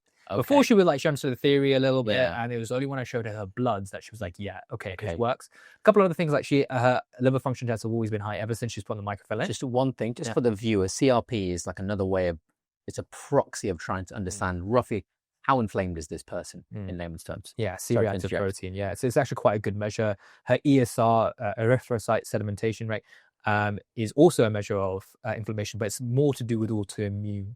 That had also significantly reduced as well. I can't tell the exact numbers. I apologize. I'll try and get them for you so you can see yourself. And then also, she always had slightly raised ALT and AST, which are liver function tests, which show how inflamed the liver was. They've always been high. Well, they have been high since she started mycophenolate mofetil, which is basically an autoimmune. I think it's a DMARD, disease-modifying anti-rheumatic drug, I think. And essentially that raised her LFTs. And since then, since she was put on this diet, that's reduced as well. She always had slightly abnormal FVCs. So I think her MCV, her MCHC, basically the size and the type of her red blood cells were slightly abnormal. They've also normalized as well. Basically, when you look at the list, when it's out of range, and I know you had that discussion with your colleague about ranges and everything, but a lot of the stuff were red before, to put it in layman terms, and so much more of the stuff was green. I think pretty much everything was in the green. So her bloods were a lot better as well. What I would like to see is her cholesterol going up. Yes. Cholesterol. So her cholesterol hadn't changed that much. This is the one that was really exciting. Her triglycerides halved. Really? Her triglycerides were so much lower. And you and I know, I'm not worried about HDL. And like most doctors are worried about LDLs, I'm not anymore. No. Yes, I might be a bit concerned of SDLDLs, small dense lipoprotein. Even that, I'm not bothered about. Exactly. And I'm really not that worried about cholesterol, because when you think about cholesterol, let's talk about cholesterol for a second. Cholesterol is found in every cell in our body. Every cell membrane is found in our If we don't have it, we don't have a brain. We're dead. So if cholesterol goes up, I'm not worried. So I heard cholesterol didn't actually climb up that much. It might have gone up by like 5-10%, something like that. But I was so pleased to see that her triglycerides had gone down, because she's using them. She's using what to get her energy. So I was really pleased to see that. So all in all, her bloods were a lot better. And I think she has had this little bit of a flare up. And I'm being honest here. I'm not saying that Carnivore completely cured her. It's too early to tell. It's too early to tell, but she's feeling a lot better. And I'm hoping that since stopping her the dairy, that is going to be even more improved. And actually, we have seen that. The minute she stopped having dairy, which was 4 days ago, since then, her swelling around her eyes, her headache has all significantly improved. Not perfect, but significantly improved. I'll give you an update in a few weeks' time. Maybe you can pop it on the podcast so your listeners can see. I will tell you honestly whether she's actually significantly better or not. But I'm hoping this is the beginning, or maybe say the middle of her journey to perfect health. I think she'll get there, because with all the changes that we've had, if someone said to you, we've developed a drug that's done all these things, you go, well, let's commercialize it, let's sell it, let's start producing it. You'd get it out straight away. And I'm sure every drug company would. And that tells you what this is able to achieve. So she's done all of that. I'm sure she'll keep going. And it will get better. It will take a long time. It will. Cure everything. Years of chronic inflammation. It takes time. I think to properly get adapted to the diet, based on her history, my personal suspicion is probably going to take about a year of being carnivore for her body to properly, fully adapt in every possible way. Possibly even a little bit more, maybe a year to 18 months in her individual case. But so quickly she's had all those improvements. I've got no qualms about her carrying on. And you said your dad is a meat fiend. Yes, he is. He would cheat all the time. Okay, because he would go vegetarian as well for the ethical reasons. He really missed meat, and he would just disappear for like 2-3 hours. I'm like, where did you go? And he's like, I just went to Nando's and just had some meat. It's a chicken restaurant in the UK for those that don't know. And he would go to like whatever kebab place or whatever, because he loved meat. So I remember I had a really honest discussion with my mum one day, and it was just the two of us. And my dad came home, and I turned to him and said, we're going carnivore, we're going to eat meat. And he literally just threw his hands up like, yes, I actually have a reason to eat meat again. So he was really pleased. He was really pleased. Good. And he's seen a huge amount of benefit as well. Weight loss has been great. He's putting on muscle. He's more toned than he's ever been. His training coming out. Going to the gym. He got a dumbbell set in their house. And he's using it a little bit more because he has more energy to do so. He does a lot of jobs around the house, but his energy levels have gone up. He's exercising more, not as much as I'd like him to, but still more. He never stretches or anything like that. He just goes straight into lifting really heavy weights. So I'm a bit worried about him. But he's a very headstrong man. He's better off doing that. I know we've had this discussion before, but I'm talking like not.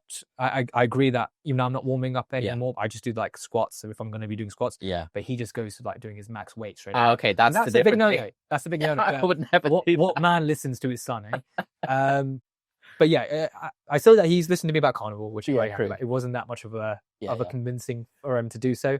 But like I said, he's seeing all the other benefits. One benefit I forgot to mention for me, is migraines. So I used to get migraines all the time. I was popping sumatriptan, which is a medication that you have to have for migraines. You have it just before you have when you feel a migraine coming on, and it generally really does help. Now, I won't argue that it does help, but I was popping them a lot because I was getting migraines so much. Yeah. Almost, I would say, and my wife will tell you this, like 5 times a week, if that. And they would put me out of action unless I had the sumatriptan. I'm talking, really nauseous. I can't go to work. I feel really unwell. Like, it just wasn't pleasant. It never bothered me that much because I always thought, look, I'm a really young, healthy man. I don't have any other serious health conditions, but they were a lot better. Yeah. So since going carnivore, they have reduced dramatically. Like Richard Smith. Yeah. And I remember on his podcast, you said it would put him out of action. I don't think it was quite as bad as his. Yeah. Because I didn't have the auras. I didn't have the like vision changes or anything like that. But it would put me out of action. Yeah. They have reduced dramatically. And I don't think you might be able to correct me here that the pathophysiology of why it's so much better is understood, because I don't even think people understand why migraines happen. But they are a lot better. I think my nutrition is a lot better. The electrolyte drink, so this is what I'm drinking right now. Like, I think everyone on this podcast so far, probably says. In this lovely bottle of mine, I have his C8 triglycerides. Yeah, triglycerides. MCT. MCT. Sorry. I have the electrolytes, the red cherry, and I also have the ketones. Okay, and the ketones have been fantastic. Yeah. How do you use the ketones? So I use it when I want to be alert. And I want it. So I've actually had it today because I want to be on top form for this podcast. Yeah. I had it yesterday when I want to be on top form for my podcast. Yeah. I have it. I realized that the sell by day, it was Christmas or Boxing Day sales, and I bought like 4 boxes, and I realized they go off in April. And I know that you're meant to have it only when you really want to perform, whether cognitively or physically. But now I'm popping them like they can be of use. Yeah, but you feel it. And I said this to you, Abs. I said the first time that I had it, I didn't really see much of a difference. But this was at a time where I was bouncing around with my diet. Yeah. I think it's only when you are doing carnivore for a long period of time and your body is at such a baseline that the slightest change will make the slightest change in your diet. Yeah. You will actually be able to notice it. So if I have a chocolate bar, I know what that chocolate bar does to me. Yeah. Whereas before, if I'm having chocolate 3 times a day, how are you going to know? I don't know. Especially with a load of other stuff as well. Now that there's a baseline, I actually do see the difference. I'm not affiliated with Richard at all, but I do think his product is fantastic. Yeah, I've done some more research into it in terms of the electrolytes. In fact, that they have the same amount of sodium and potassium, which is fantastic. Yeah, it has no calcium, so you have the uptake of all the things you need. Yeah, and it also has astaxanthin, one of the most powerful antioxidants. So I think it's a fantastic product. Yeah, I've been using it. I've seen a nice difference. Yeah, I would never touch things like Red Bull, or I wouldn't go. I've never had a Red Bull. Yeah, or Coke or anything like that. I don't touch any of that at all. My wife and I really just have this. My mum actually loves it as well. They've said that they feel much better hydrated. Yeah. And for my wife's breast milk supply has actually improved since having it because she's so much more hydrated. For sure. So quite interesting there as well. The ketones will be quite useful for your mum actually. I've put her on that. So I said to her, I'm taking away your coffee, but I'm giving you ketones. Yeah. So just 4 days ago, in fact, I said, I've given her one of the boxes. Yeah. She doesn't know it was about to go up, so it's fine. Yeah. But I've given her that, and I'm hoping that I need to catch up with her. Yeah. But I'm hoping that will replace the need, because it does have some caffeine in it. But all the good raspberry bomb that you've given her? Yes. Okay. So which would you recommend? I mean, without the caffeine, because caffeine will block the adenosine receptor in the brain. Okay. You don't want to be doing that constantly. If you are in a situation where you need to perform, fine, go ahead. But constantly, I probably would advise against it. And Richard does do non-caffeinated, just pure ketones, which I think are some of the purest in the world. Is that the raspberry bomb as well, but just as... No, that is chocolate and vanilla flavor. Okay. They're not the same, but two different ones. Yeah. And then he's got the caffeinated, which is the raspberry bomb. Okay, fine. So the ones without the caffeine are probably better. So you tried both? I've not tried the non-caffeinated because I don't find that I need to use the tool of ketones very much. Yeah. I have the raspberry bomb. Yeah, like I go in and out, and if I've got this raspberry bomb ready, if I'm teaching all day, speaking all day at an event or something like that, I'm starting to get a little bit tired, I might take a little bit then. That's pretty much it. Yeah. I don't really use it for anything else apart from that. Frankly. Yeah. Like you said, it's only when I have like an event, like when I'm teaching all day as well, like because it's tiring talking all day. You have to remain sharp. You're going to ask questions left, right, and center. You don't want to give false information. Yeah. So yeah, I do feel like it helps. But we digress. What was your original question? That's fine. It's fine. Don't worry. So it's a nice time to move on to something else I wanted to ask you. So now you've done this, you've seen this, your family has seen the changes, even your daughter. One of the things that made you go vegetarian in the first place was also to look at the harm to the environment and the impacts that it would have on the environment if you were to have meat. How do you feel about that now? Has your opinion changed? Do you feel bad for eating meat? Can I convince you that you're doing the right thing? Talk to me about your perspective on that. It's a good question. And I know you have your views on this as well. For me personally, there's always going to be a little bit of guilt for eating meat, but is that for the animal or for the environment? For the animal. Okay. For the animal. Yeah. But my desire to be the healthiest that I can be, for my mum to be the healthiest, for those around me to be the healthiest that they can possibly be, I think it's worth it. Yeah. It's a shame that an animal has to die for it. And if they ever come up with, cultured meat, that's actually healthy, that's like has all of the physical properties that meat needs and was very nutritious. So if it were ever to happen, I'd be over the moon and I'd only eat that. But that's not available just yet. So I'm doing the best of what I can. In terms of the environment, I need to do more research into it because I remember seeing a video of yours a long time ago, something about regenerative farming. The fact that we're putting the topsoil that we have, the quality of it right now is very bad. Because of crop farming. And when you actually do regenerative farming with cows and you're moving them from field to field, the quality of the soil is better, and therefore you can explain it better than I can. But generally, it's better for the environment. But I think our viewers would find that really interesting. So would you mind giving? I think to rewind a little bit and for that to make sense, life is a zero-sum game. In order for this group of people to be alive, these living organisms must die. There is no exception. And for a human being to be alive, resources have to be consumed. You may think that, I'm kind of speaking to yourself and the viewers now, that because you're not eating a cow, you are conserving animal life. But actually, if you eat a cow, you've only taken one life. If you are monocropping, if you are just ravaging the land, killing all the bugs, all the insects, the bees are going to struggle as well. We need bees for cross-pollination. All the animals that that hide in these areas, they are gone. They have less area to live, and that's many, many, many lives. Whereas if I take one cow, that can feed me for a year, and in that year, everything else grows so much more. It's like 990 meals or something like that. Yeah. Clarkson's farm said 986. I remember that. Yeah. Obviously, it will vary and depending on your family size and everything. Of course. But that's just one life, and I think if you care about the number of lives that you take, you will take one instead of more than one. There was I didn't intend for this to happen, but remember the Sacha Baron Cohen and Ali G. Ali G did an interview a long time ago in character as Ali G, and he actually came up with a really fantastic philosophical idea, which he didn't mean to. And he said to this guy, he was I think it was a philosophy lecturer or something, and he said, well, what would you do if I was to say to you, okay, you don't want to take lives, but there's a chicken there. And if you don't eat that chicken, I'm going to kill another one. What would you do then? Would you not eat it or would you eat it? And the guy replied saying, that's actually one of the most important questions that we ask in our university and when we teach philosophy and things. And Ali G somehow stumbled upon this great question. And that's a fantastic analogy for nutrition. Well, do you want to eat this cow on its own? Or do you want to have all these other animals destroyed as well? It's entirely up to you. And it is a little bit philosophical, but it's a very poignant, a very real situation and question that we face. And I don't think enough people realize that. And if you want to look at, let's say, the environmental impact through things, references Qantas 19 for anyone who wants to look it up, through studies like Qantas 2019, we can see that if you carry out farming to the standards of a regenerative farm, you will actually increase the amount of topsoil. The carbon will be net sequestered rather than put into the atmosphere. And when we see that, we realize actually there's less lives being taken, there's also more benefit for the environment. And people talk about the methane and the cow farts that are much worse, whatever, but they've been around for a long, long time.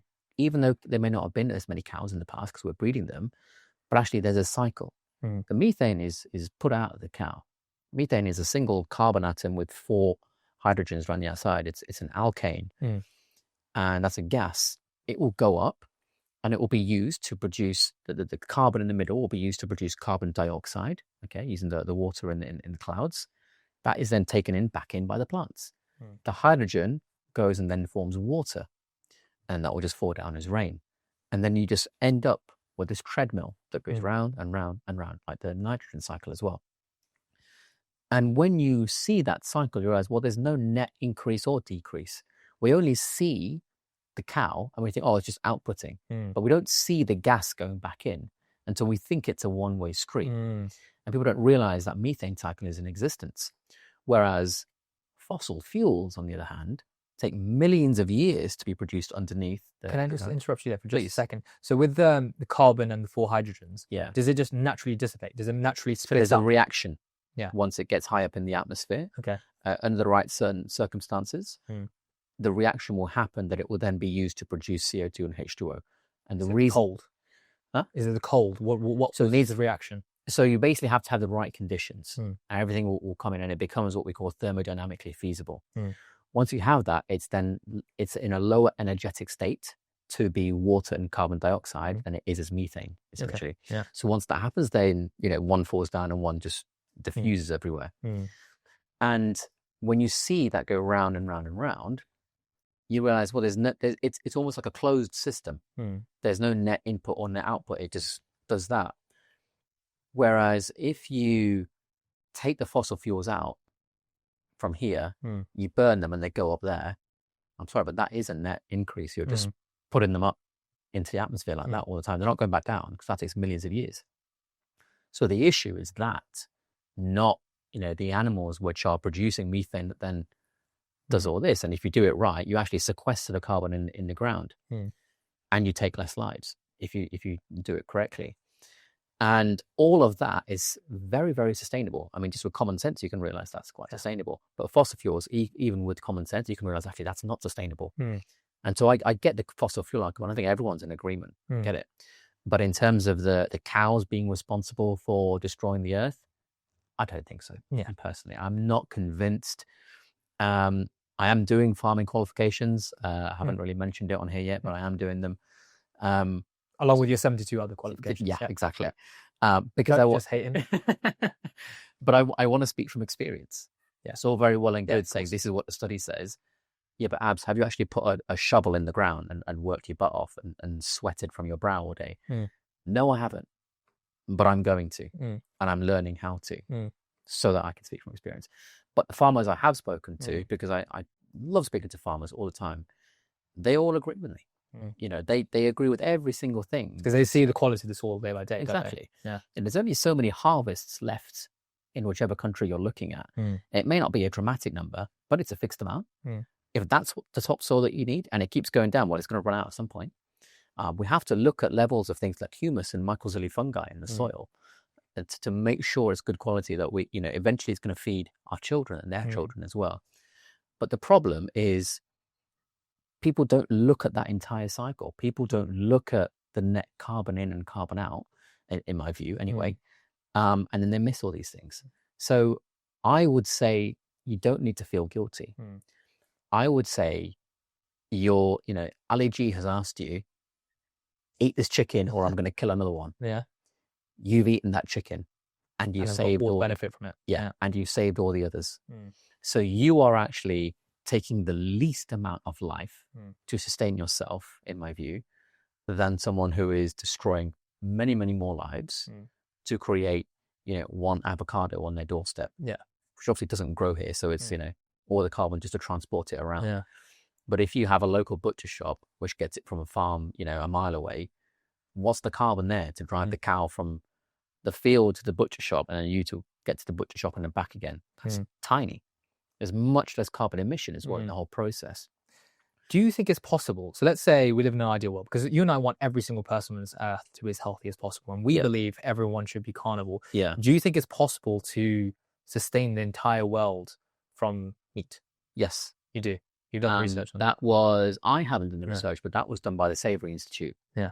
And that was Qantas 2019, the reference. Okay. So they found that if you do it in a poor, unsustainable way, actually nothing will work in any industry, of course, but there is a way to make it sustainable to feed the whole world by doing it in a sustainable, manageable, regenerative way.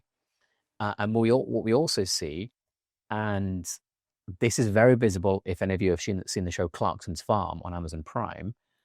When Clarkson decided to do regenerative farming, he wasn't an expert, it's Jeremy Clarkson, obviously, but even in his crude way, he saw the biodiversity increase. So as you brought back life to the environment, whereas if you monocrop, you just destroy everything. So I think there's multiple benefits to it. I think it is sustainable for the whole world, to answer your question. And I think it's more sustainable for the animals as well, because you increase biodiversity when you carry out regenerative farming and you create better quality soil to bring back the nutrition in the food as well. People there are multiple papers on this in literature. When you look at something simple like, say, an apple from the early 20th century to now, not just in terms of the physical structure, in terms of the nutritional components within it, it's just a lot less. A lot genetically modified. Yeah, a lot of them have, and a lot of them are hybridized, whatever you want to call it. And I agree that yes, some certain animals have also been bred. Completely agree. Like even chickens, they're not designed to be that big. I don't think a third of the size. Exactly. Yeah. So I get it. There's arguments on both sides for plant food and animal food, but at the end of the day, cows aren't a completely different species to what they were a long time ago. Neither are sheep. Neither are pigs or anything like that. Chickens, yes, are bigger. Certain cows and bulls have been bred, like show bulls and things like that. But for the most part, I believe they have deviated less from what they were to what they are now, versus, say, a carrot that used to be purple and is now orange. A watermelon that had little pockets of things inside and now is just one big pink blob on the inside. Bananas, which used to have, lots of seeds and things and not that much carbs as we do now, versus the entire thing is just carbs. And grapes, which are like golf ball sizes, sprayed with gibberellin hormones till the cows come home. I think the deviation from nature in plant food is much more than in the animals now. Yes, that's an opinion. I can't prove that. But it's just my view.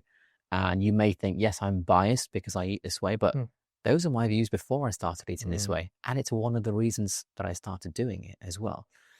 But overall, all of that, I think the environment is much better off. I think animals are much better off. And biodiversity in general is much better off if you only take one life instead of however many. Yeah. And you can also support certain animals. So say you were worried about how they're treated. Yeah. Buy local. Yeah. Buy grass fed. Yeah, pasture raised. Make sure that they have a good quality of life. Yeah. So that when they are slaughtered, which they are, then at least they're saving the environment. They're saving individuals. It is a lot better for the world. Yeah, 100%. And when you talk about these things to your patients, is this one of the topics that comes up to people? The environment. Yeah.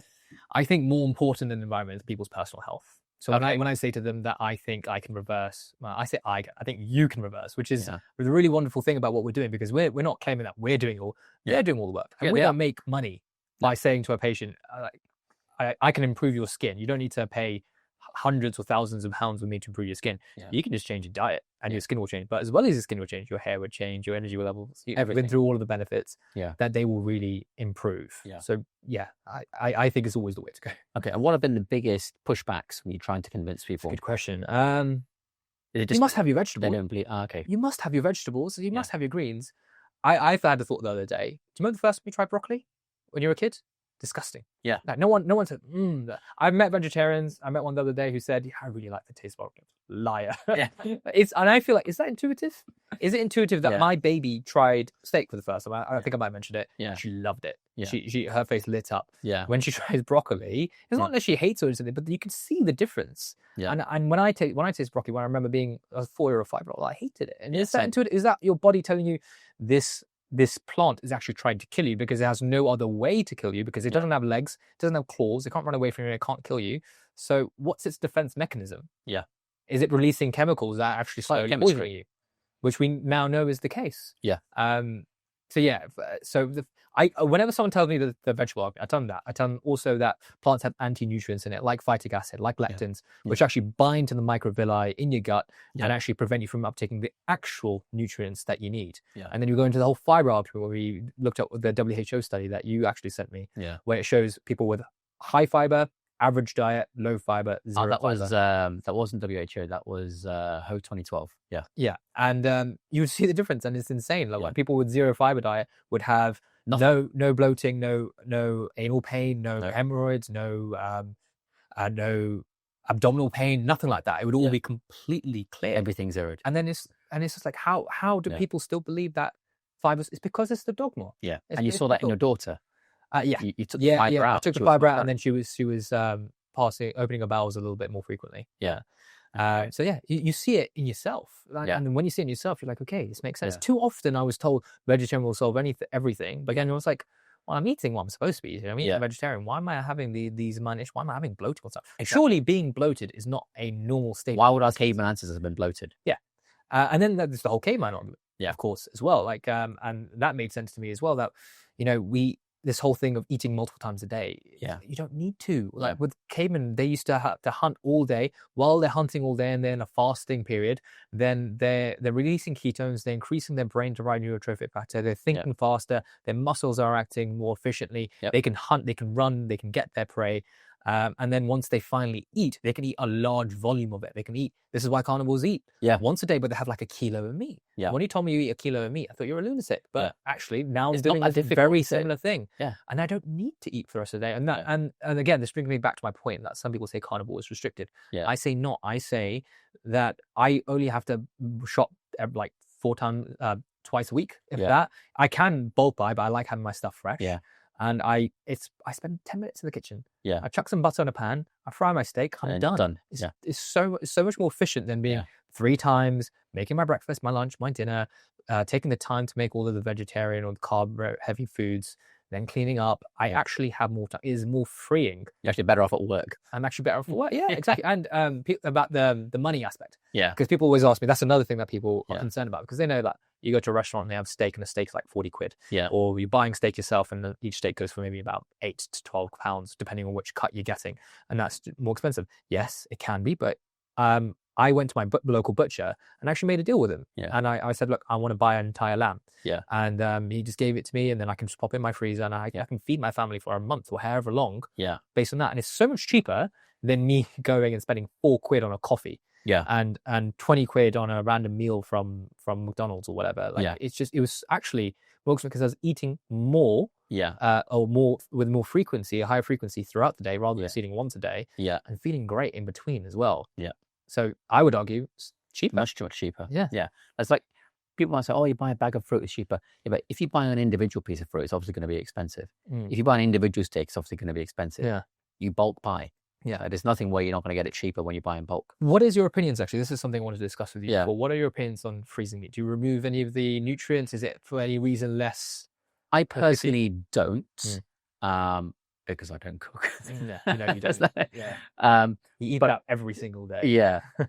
If I was to cook, I personally wouldn't freeze it. And I personally think it's not going to have as much nutrition. I can't quote a reference for you on that. And I haven't looked into it that much because I don't do it. So it's never been something I have any massive detail on.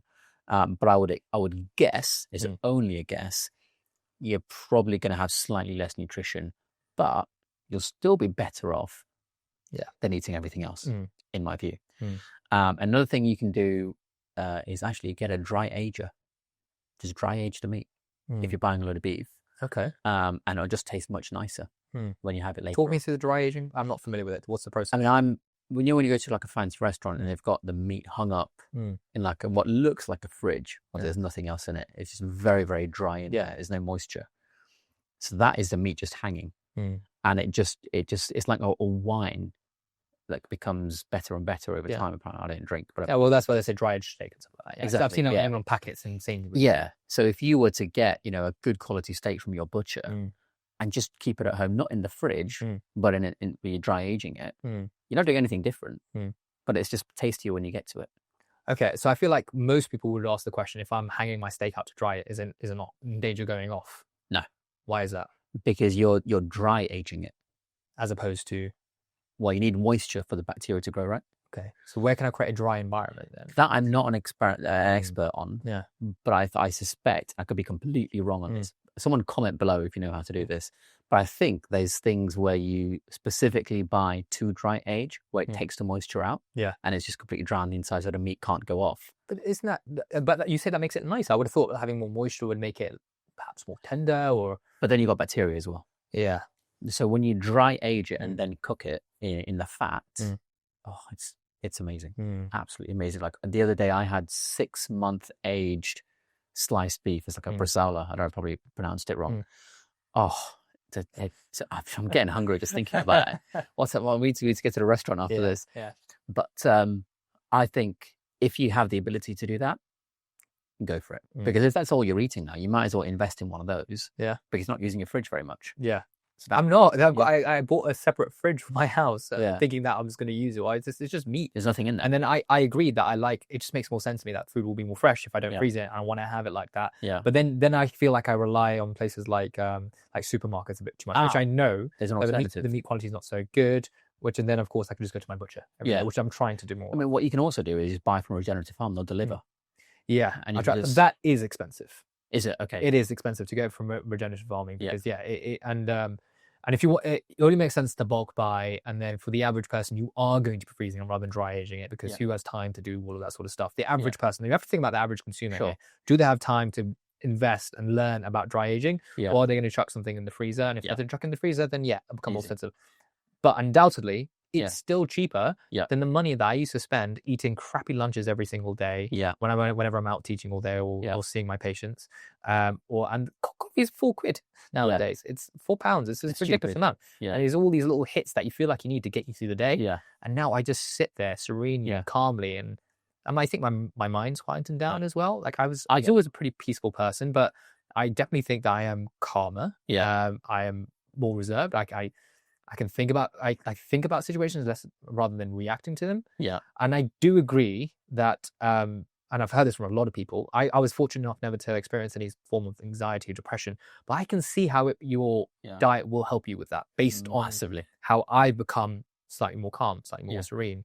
So I think that is often a underappreciated benefit because at the end of the day, it doesn't matter how healthy you feel in your body. If your mind is racing, if your mind is constantly sending you dark thoughts of depression, you're never going to achieve anything in your life. You're never going to achieve anything. And I think if the message was out there that these sort of medication, this sort of diet can actually help completely cure depression and anxiety, or if not significantly improve it, I agree. We'd have a huge uptake. And actually, I'm not sure if you're seeing the same thing, Abs, but I mean, I know I haven't been in the space for very long.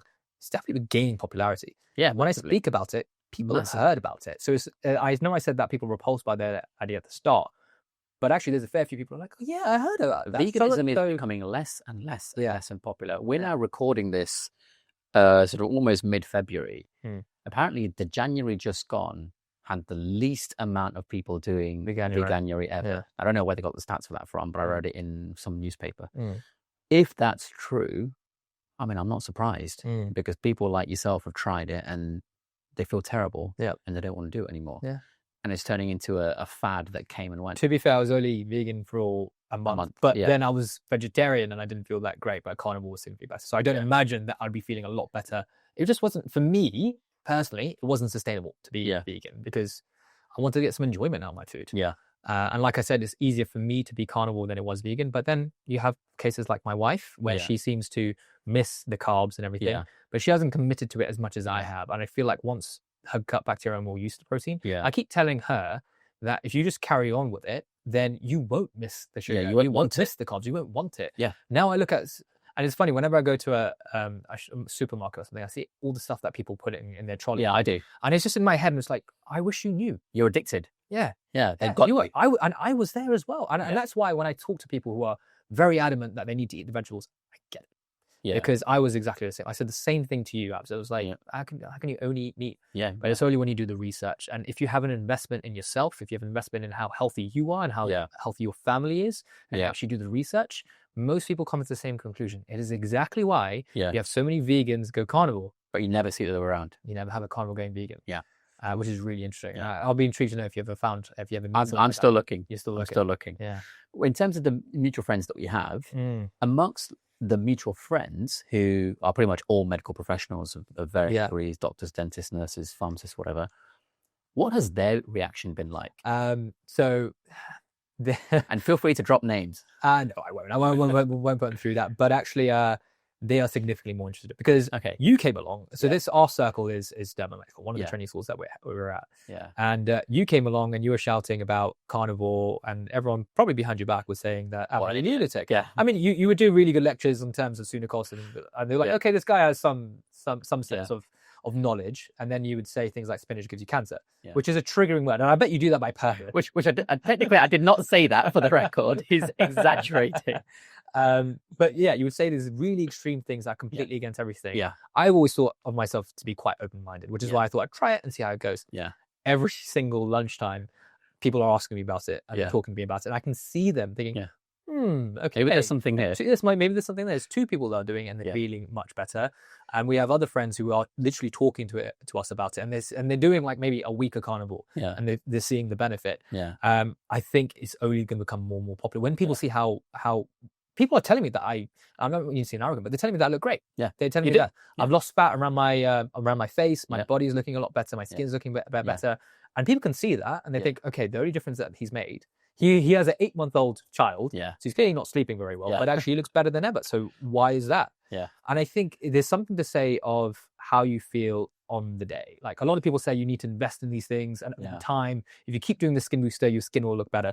But this is something I've been doing for a very short amount of time relatively.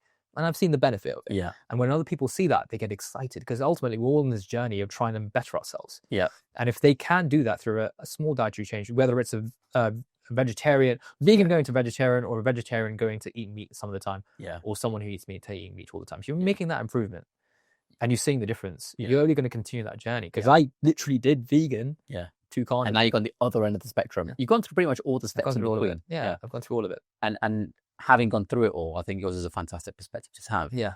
So, all right, so the mutual friends, they're more interested. They can see the changes. Any of them been interested to try at all? Definitely. Yeah, two are definitely interested to try. Before, when I first started, they were like, they said to me, you're a lunatic as well. They just thought that you have a what's the word I'm looking for? A death wish. A death wish, but also, what's it called when you follow a cult? Okay. They thought that you're ahead of a cult and I've been duped. A 4.5 million year cult. Yeah. Well, this is exactly. And when I explained it the way I've explained it today, in terms of I've gone into the research outside of abs, the world of abs, and I've gone into the world of the anecdotes, and I've gone into the biochemistry, and I've gone into the population studies like Weston Price. When I've told about my personal story, about my mum's story, the success stories, there's so much more open to it. Yeah. And I feel like I maybe am not as convincing as you because you've been in this space a lot longer than I have. But even if I just open up the idea to them, so they're like, actually, this might work. This actually might work for me. Then I'm really happy. Okay. All my personal family members and friends who really trust me, they've done it and they've seen the benefit from it. Yeah. And I'm really pleased about that. It's only going to increase because I'm sure your listeners can probably tell. Yeah. I'm very passionate about this. Yeah. I've loved learning about it. I've loved the way I felt doing it. And I actually, for those the listeners don't know, I actually came to you and I said, I want to come on your podcast. I want to talk to you about my experience, because I think it's very easy for someone like you who's been in the industry for a long time, and people assume that you make money from this. And for people who've been in the industry for like tens of years, like decades, like Anthony Chafee and Sean Baker.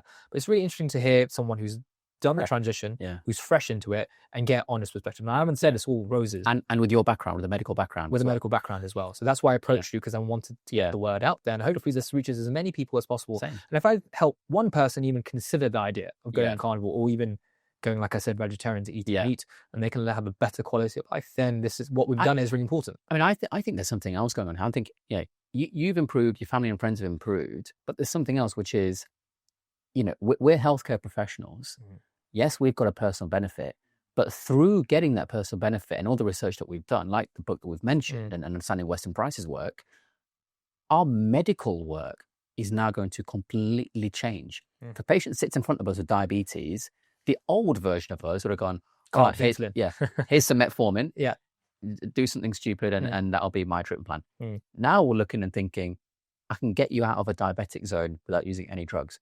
Now our entire perspective on disease changes. And that's why I've always got time to convince healthcare professionals, because if I convince one healthcare professional such as you, cascade, how many patients are you now going to convince? And it's, it's a good bang for your buck. Convince one person, they then convince 10, 20, 30 or whatever.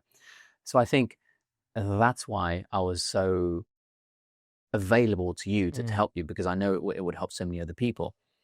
Now, moving on from mutual friends, what about the general medical profession that you have come across, maybe at a conference, at an event, reps of companies that come and try to sell you their dermal filler or toxin or something like that?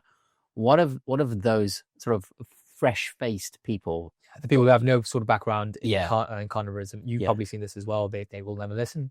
They're so versed in their dogma. I hate to say there's probably a bit of arrogance in there as well. I'm a doctor. I have this qualification. Therefore I know more than. But definitely there. You've obviously taught people who are supposed to be specialists in their field, and you taught them stuff in a way that they can't refuse it.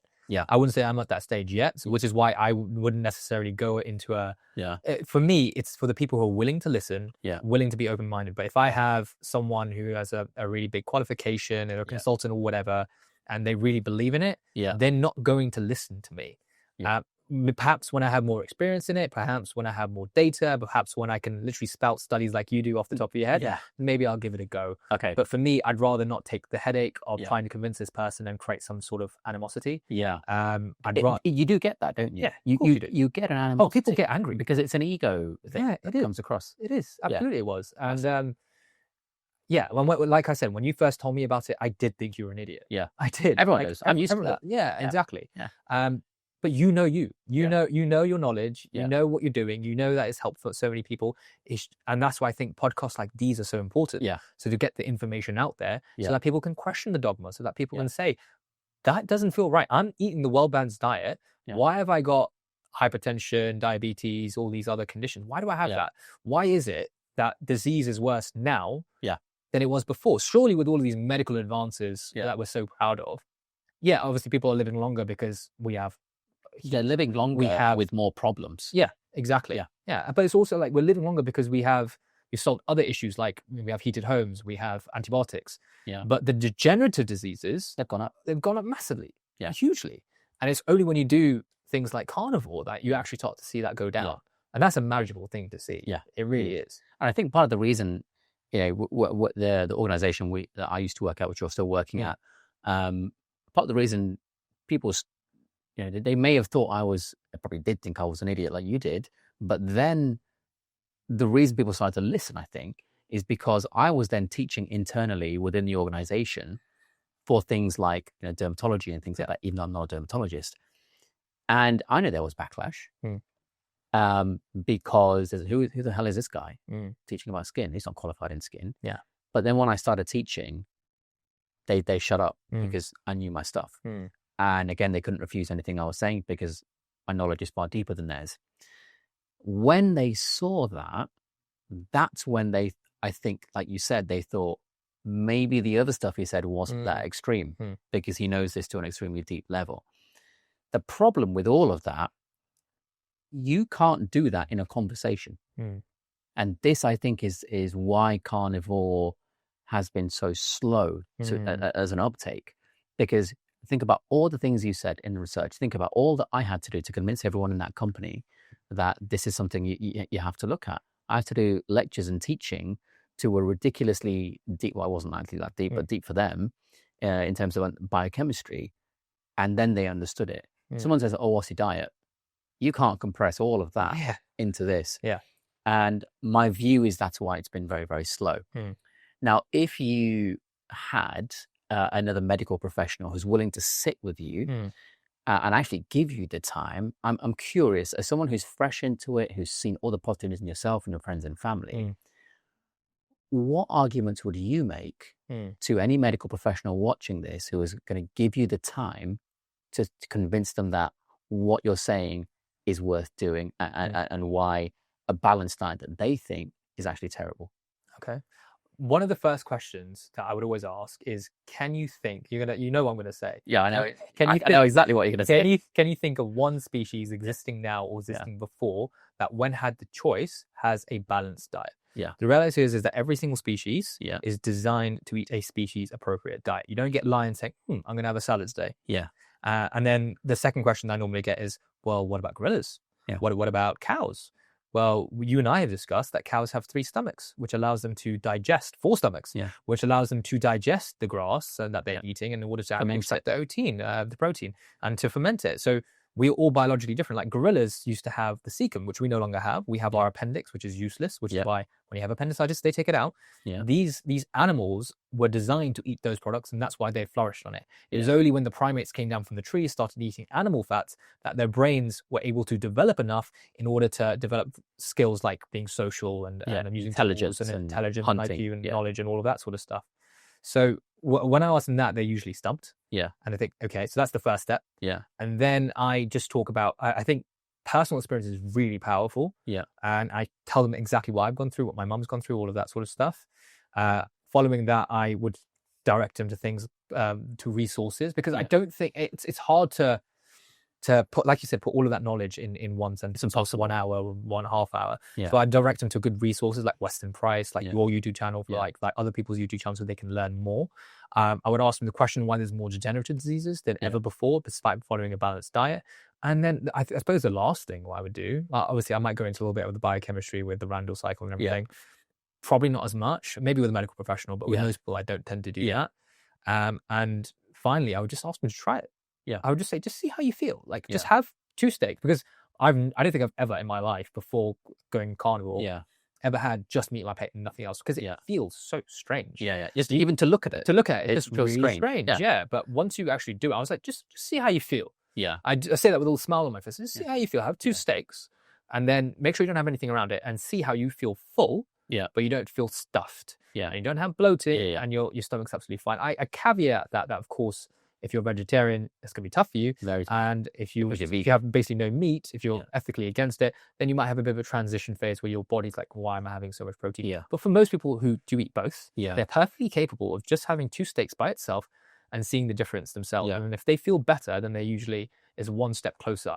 I haven't been able to convince one person through one conversation to go carnivore, but I have over multiple conversations, especially people who have that trust in me because they know I know what I'm talking about, rather than someone I meet off the street in a conference. I think at best we both managed to begin people on the journey, but not to complete that journey. Yeah. In space. They need to do it themselves. 100%. Because you can't, it's stupid to just trust one person. If you were telling me all of this and you were my only source of information, you very well could be a charlatan. And you very could be just had a bet with your friends, said, let's see how many people I can convince to be carnivore. Something stupid like that. But because I'm getting it from multiple resources, and most importantly, I'm seeing the difference in myself. Yeah. People ask me sometimes, do you think it's a placebo effect? Yeah. I think so. Yeah. If I'm honest. Placebo is a wonderful thing. Yeah. I think there's a degree of that. Yeah. But why? But there's also quantitative measures. Like my migraines have reduced. Your mum's blood work. My mum's blood work. My weight on the scale has gone down. Yeah. The way I feel about my body. Your daughter's behavior. My daughter's behavior. So these are all objective things. Yeah. So you can't really say that's just placebo effect because they're measurable. Yeah. And I have seen the difference. So when you think about all of those things put together, and I try to put that in the most possibly articulate fashion that I can. Yeah. Then I put them forward on the journey, and it opens up. And there's usually someone who's very against it, and usually just the other day I had a couple of friends over. The wife was completely against it. She'd been vegetarian all her life. Okay. The husband was clearly really interested. That's usually the case. And I feel this is definitely interesting because I'm wondering if you see the same thing. Men tend to be a little bit more towards the carnivore diet, but women not so much. Yeah. And I do think women carnivores are very different, which is why I thought that podcast you did with Rachel from Carnivore Fitness was really interesting. Yeah. Because it made me realize that there are differences. Women do need to eat 2 or 3 times a day, whereas you and I, being male, can get away with just one meal a day. So there are subtle differences. And then there's, of course, in terms of postmenopause, there's a lot of good influences in the space. I've had postmenopausal women start having periods again. Yeah. Like, fertility. Yeah. Fertility goes way up. People who've been struggling to have children for years. I spoke to you about this a long time ago, didn't I? Yeah. Fertility goes up. It just feels like almost in every single subset of health, there is improvements. Yeah. When you go carnivore. And when you say it like that, I can improve your fertility, I can improve... Sounds ridiculous, right? It sounds ridiculous. People think that you're a salesman, even though you're not selling anything. You're paying money from this person, but they think you're a salesman, they think you're a lunatic. Because how could... They always say to me the same thing. If it's so amazing, why isn't everyone doing it? They're starting to. And that's the thing. Yeah. And if you could see your old self, peak vegetarian, and you're thinking about the environment, your old self is talking to you, but Rosh, what about the animals, the environment, and all this stuff? What would you say to your old self?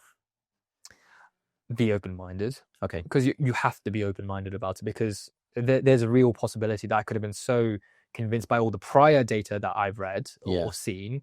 And if I'm honest, it wasn't data. It was shows. It was game changers. It was YouTube channels. It was influencers. It was basically everything I've been told in med school. Marketing, basically. Marketing. Yeah. But I would say be open-minded. See how you feel. Are you feeling the best that you can possibly be? Yeah. Oh, another thing that I forgot to mention is my sleep. Okay. My sleep has significantly improved since being carnivore. Significantly. Did it get worse before it got better? Because a lot of people it does. It did for me. Yeah.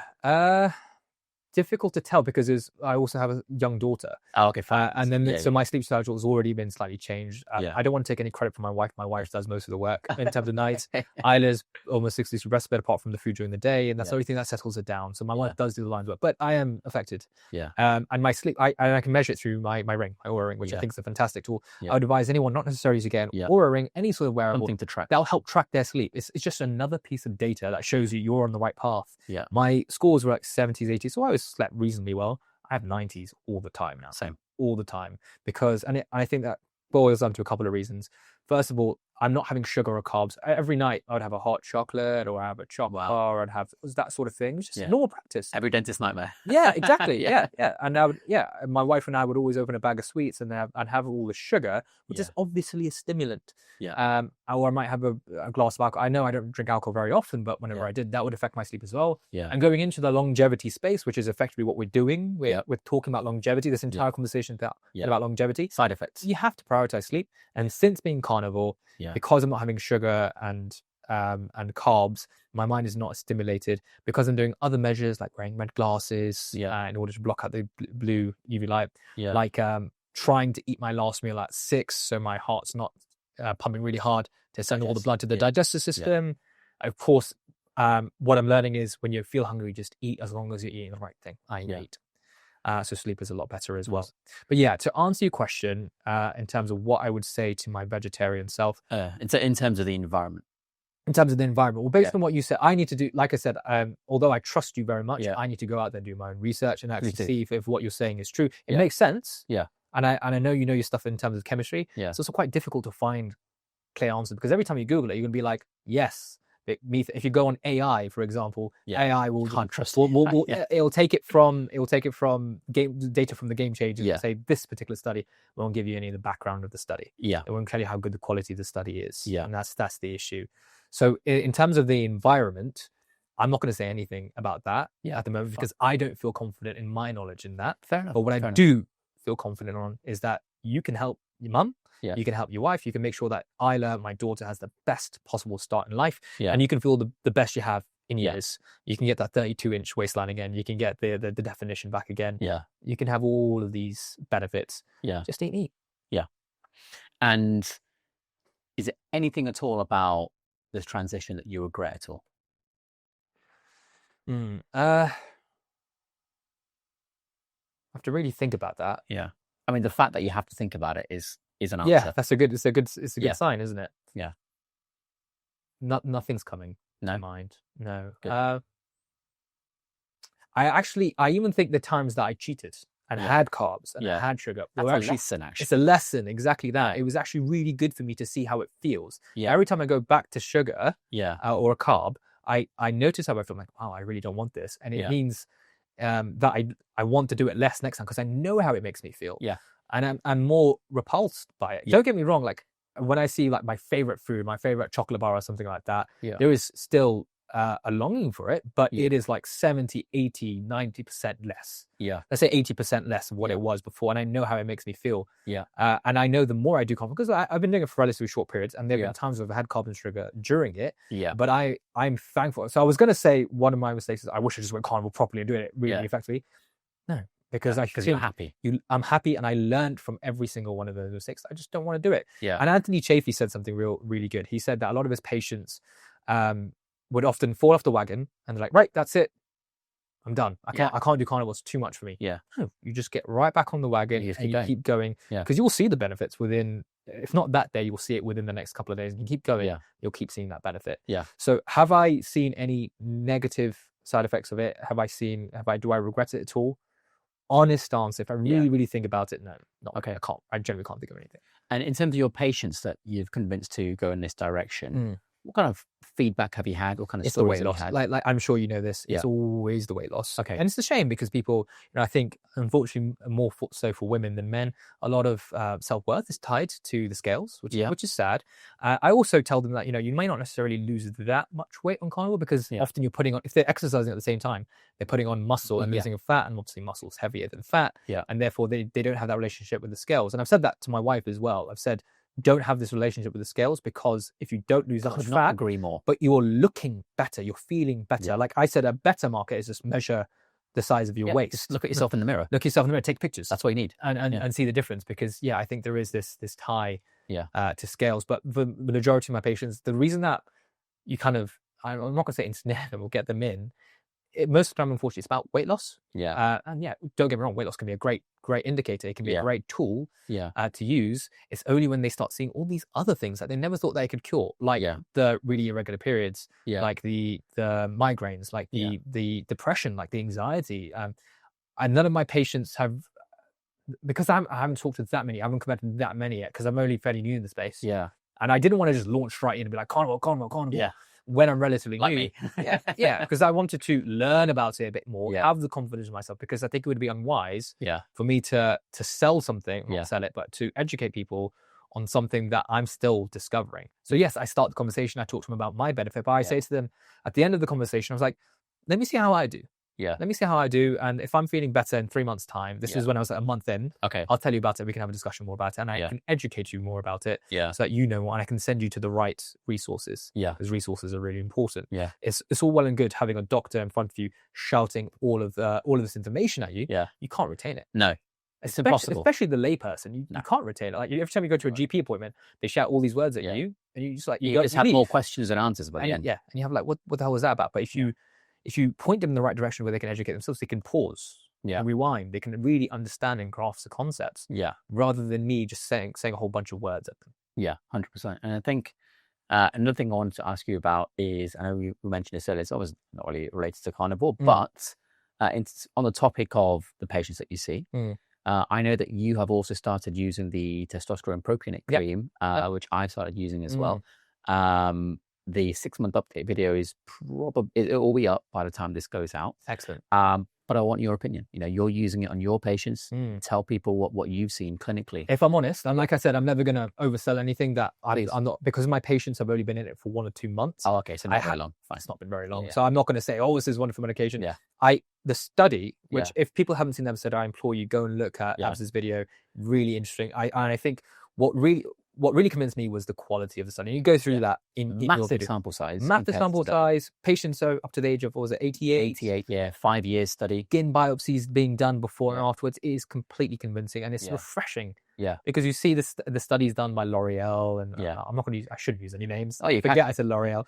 But all of these sort of companies. 8 subjects over 12 weeks. Yeah. 80% said they liked it. And it's all qualitative. It's all like, and it's all people being paid to say, I saw a difference. Of course you're going to say that. You're being paid.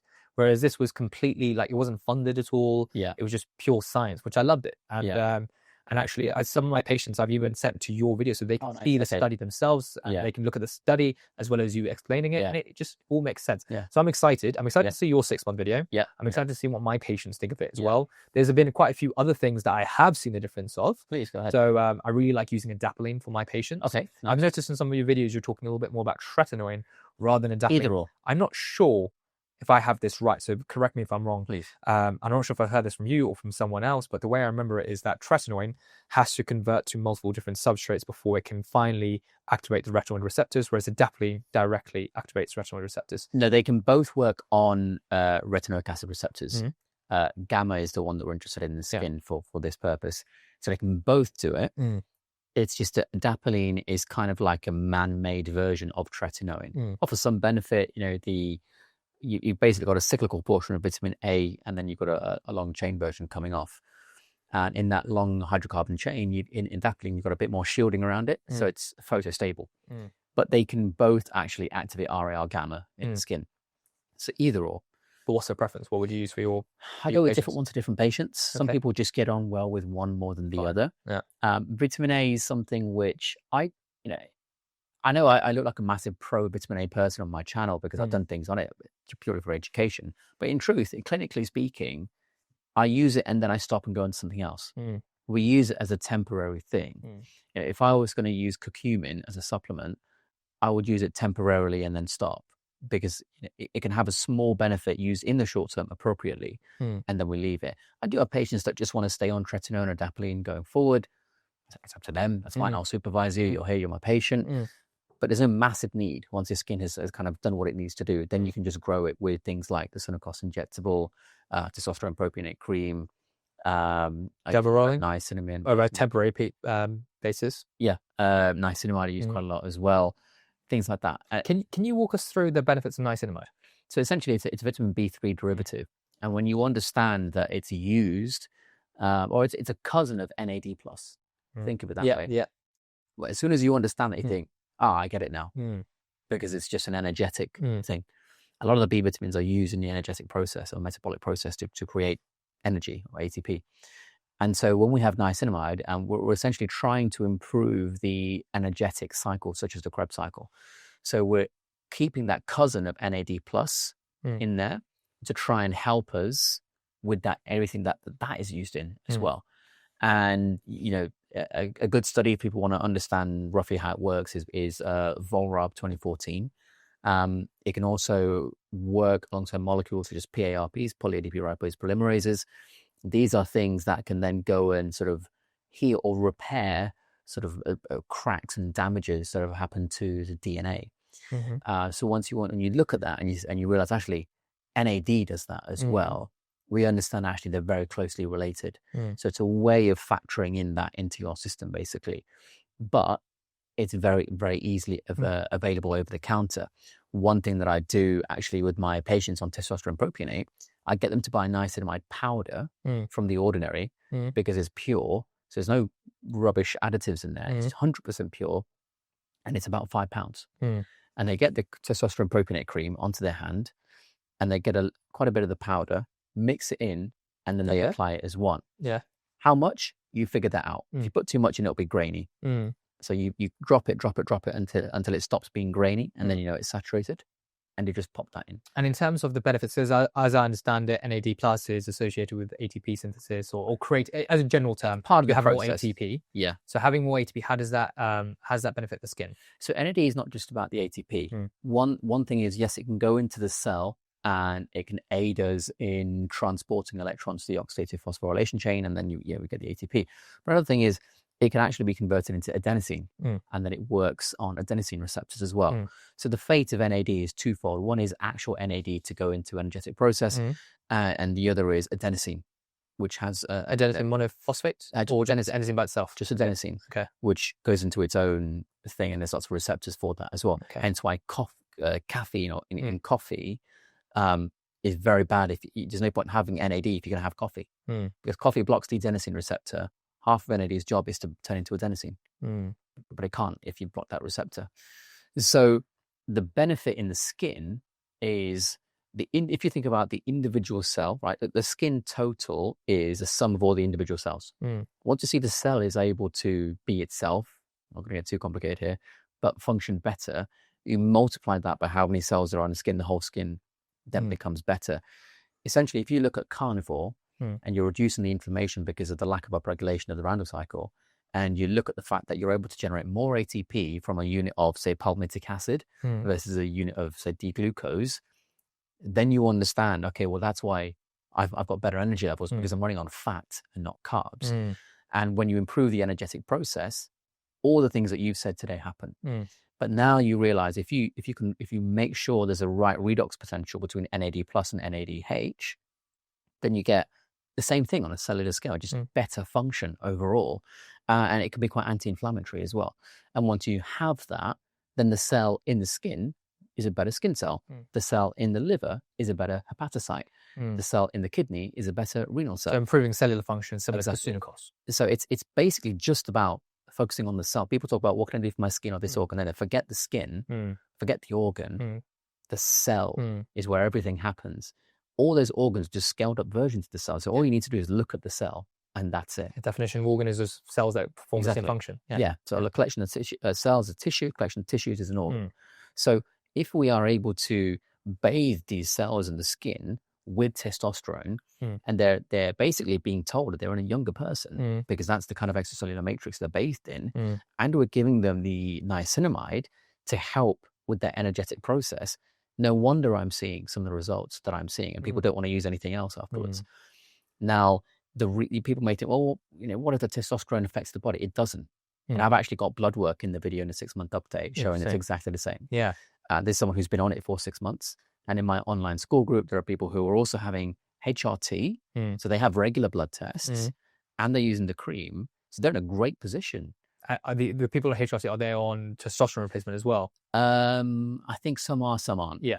Either way, they're not seeing any change in their testosterone levels. Their level is still the same. One thing I'd be really interested about, because we both know that there's 3% testosterone appropriate. Yes. So we'd be really intrigued. What is 80% because it's compounded, right? Yeah, exactly. So, I've not tried it. Yeah. And the reason is because I don't want to experiment on people. Yeah, of course. However, there are a couple of people I know who are healthcare professionals themselves. Yeah. And who can prescribe. Yeah.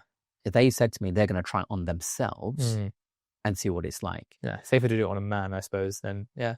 And just, it would still break down because the ester is still the same. And I know someone who has actually been on 3% for quite a while. No changes in the testosterone level. But that's only one person. Yeah. And as great as how's that story is, brilliant. Yeah. Brilliant. Yeah. They're older than me, but they look younger than me. But I want more data than just one person. Of course. So once I get a few other professionals who can try it, then I might say, okay, maybe some friends and family who are happy to just work with me. It's not a proper study, but they trust me, try this. If then we have a lot of anecdotal data, then I can say to a patient, okay, same ingredient, I'm not experimenting on you really because it's the same thing and all these people have tried it and it's fine. Would you like to? Would you like to tell me what it's like? I've tried it on myself. I probably will at some point work with them. And then slowly we'll build up. And if you're trying it as well, we can have a consensus that says actually it's fine. And if we have more data, like blood work, to say it's still not affecting the body, great, let's go and do it. So I have a question for you. Yeah. So obviously this study was done in the 60s. Yeah. So it's decades old. Massive. Why do you think that this is not more well known? Do you think it's just been buried because there's other companies that want to give less effective creams where they can make money from? I think that the money is always going to come into it. The issue is you can't buy testosterone in the shop, right? Of course. It's prescription only. Yeah. Anything that's compounded makes less money than something that's available in the shop. So people like, whatever skin company you want to think of, Estee Lauder, L'Oreal, whatever, they make money from selling things in the shop, not stuff you can't buy in a shop because it has to be prescribed and then made and then blah, blah, blah. But in the same vein, why is tretinoin so popular and why is testosterone appropriate not? So for example, things like Retin A is advertised. And in America, you can advertise those sorts of things. Yeah, and that has been in use for much, much more time. Even the vitamin A seemed like a weird thing to do. It's only in the 80s that started when Des Fernandez started doing it in his kitchen, I believe. I might be wrong on that, but that's when he started doing it. People thought it was mad. And now it's everywhere. So there's always going to be a phase where someone starts, and you may think, tretinoin is very well, what is widely accepted, but it wasn't that long ago that was people were asking, why is no one doing it if it's so great then? And then one guy started, and then it went that way. And I know now, I may have started that use of that ingredient and brought it back from that paper. Not originally, someone actually told me about that paper a while ago. So credit to Emmanuel if you're watching. But now I know, because of where it's made, there are people up and down the country in the UK using that on their patients. And I know they're still ordering. And if it didn't work, they wouldn't keep on ordering. So it seems like potentially we're at a point where we started something and it is going somewhere thanks to the power of YouTube. Yeah. So it'll be interesting to see what all these other practitioners who are also using it think after a period of time, even yourself, obviously after a few months. Yeah.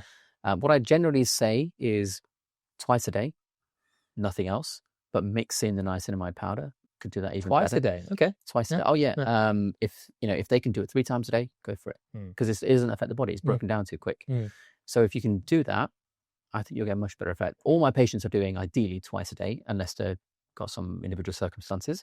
And I do generally say, if you've got, if you're happy to use more up and buy it sooner, you can do 3 times a day. So one of the things you said earlier is that you like using things like vitamin A's, like tretinoin, all different to a point, and at that point you decide, okay, they no longer need it. What is that point that you look for before you think, okay, you no longer need vitamin A? Skin's looking good. Skin's looking good. Yeah, so if it's looking good, then testosterone propionate is just. I'll just go straight into that.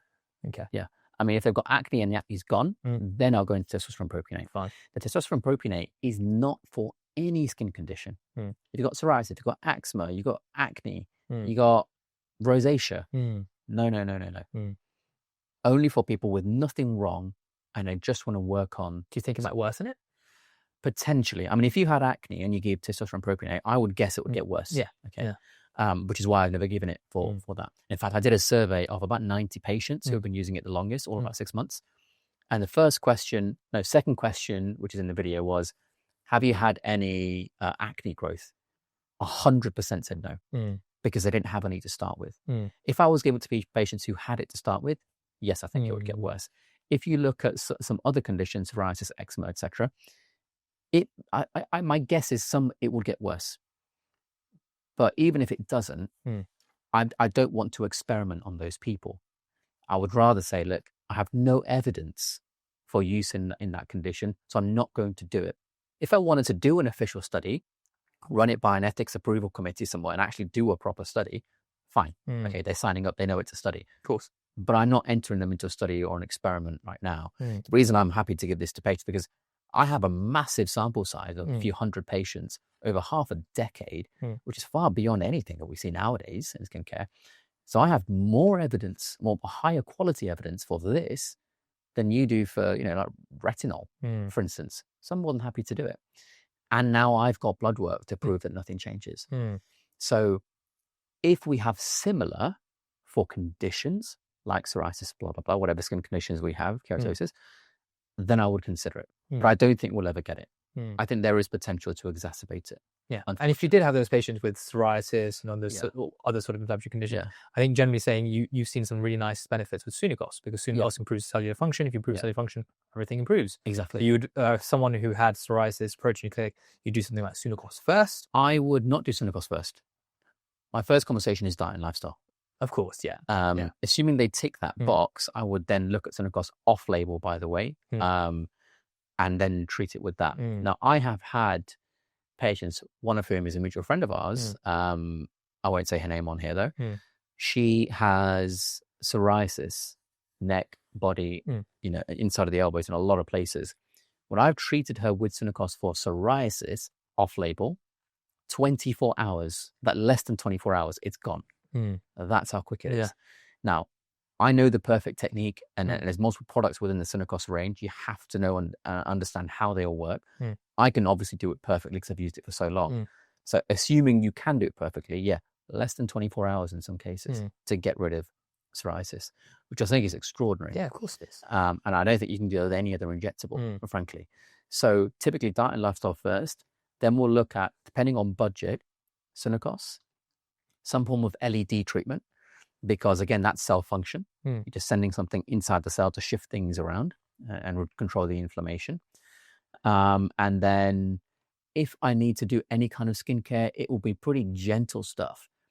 Typically, I will only look at something like a bit of an oil if there's some dryness symptoms, just to alleviate dryness symptoms, that cracked feeling. Yeah. I might put a little bit of squalane oil. I've been using squalane oil as well. Yeah. Big fan. Yeah. And then possibly a little bit of niacinamide in certain places. Probably as niacinamide is not oil soluble. I do get some patients to mix it in with the oil simply because they're on a budget and the oil is like £8. The powder is about £5. Not going to mix well. It will feel grainy, but they've only spent £13, so they don't really mind too much. If you've got the budget, maybe get a water-based delivery agent instead, and then mix it into that.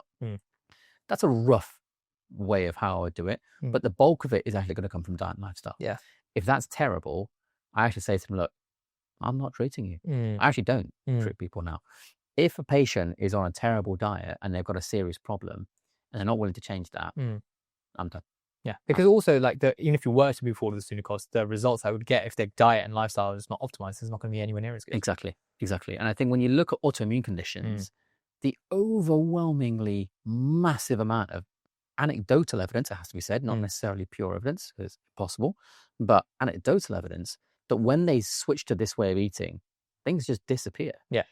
It's massive. Yeah. With no I've drugs. seen that as well. Yeah. And I'm walking around the aesthetics industry. I mean, I was at a conference in Paris last week. And I'm walking around looking at all these skincare things and devices or whatever.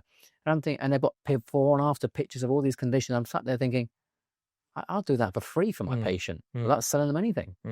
And you're here making all... Well, that's the thing, Abs. It's about money. It is about money. It's about money. Wherever you go, it's going to be my money. Yeah. Money talks. And if ultimately, that's probably why this industry is quite slow. Yeah. I know you said it's because it takes time to see the difference, but also it's just because you're not making any money. No. And if you're not making any money, then who is incentivized to actually talk about it? Who's incentivized to have a sit down with their patient for 2 hours? Yeah. Explain this all to them. Yeah. And have no... Like you might charge like a £50, £100, £150. Yeah. Consultation fee, whatever. I tend to do it free for my patients because I just think it's so interesting to talk about. Yeah. And it just kind of comes out naturally because I have all of this information that I want to blurt out to my patient, whether they actually find it interesting or not. I have to take hints, and if they're not interested, I tend to stop. But more often than not, patients are really interested. Yeah. They want to learn about it. I mean, I was, when I was teaching my NAD Plus course a couple of weeks ago, and I was talking to them about how, I've worked with patients with Alzheimer's whose condition is starting to alleviate. Multiple sclerosis, Parkinson's starting to alleviate and disappear. One person I consulted with, multiple sclerosis, in a wheelchair, told they would die in a wheelchair. They're now walking around. And I use no drugs. Yeah. I've got scans of patients who have... that was a really interesting patient. So for this patient, the one who's walking from the wheelchair, tell me a little bit more about them. Like, was it just dietary? Or do NAD Plus as well? I mean, typically I do like to use NAD Plus as well. Yeah. Only under supervision. Yeah. Because you can overdose. Yeah. And you have to look at the balance between NAD Plus and NADH in the cell. But if you understand that and you know the tools and you know how to pick the right one, it's fine. Just go ahead and do it and get the right supervision. But NAD Plus is, what you're depleted in when you have a balanced diet. So if you give it and they feel better, it's a diagnostic tool. It tells you everything you've done up till this point in your life has depleted your NAD Plus. In other words, you have been unhealthy. Even if you think you're doing well, you look great, why has your NAD Plus gone down such that if you put it back in, you feel better? And maybe that's why, because I tried NAD Plus. Yeah. And I didn't see a massive difference. At the time, I wasn't vegetarian. Depends how you take it as well. Yeah, I did the injections, subcutaneous, once every 2 days. And I think you said that you had every single day. Yeah. So if you're vegetarian, here's the problem. Or if you're anything like that without changing. If you imagine, this is the analogy I use, if you've got a cup here, that's how much NAD you have. Okay, it's full. You now have a balanced diet and it starts to deplete because there's a hole in the bottom. The hole for the balanced diet, hole for smoking, whatever. Got loads of holes. You're now pouring in a load of NAD, but it's still pouring out quicker. So you're not fitting any. Yeah, of course. Okay. If you plug that and then pour some in, wow, you're doing really well. But then if you keep on pouring, it overspills.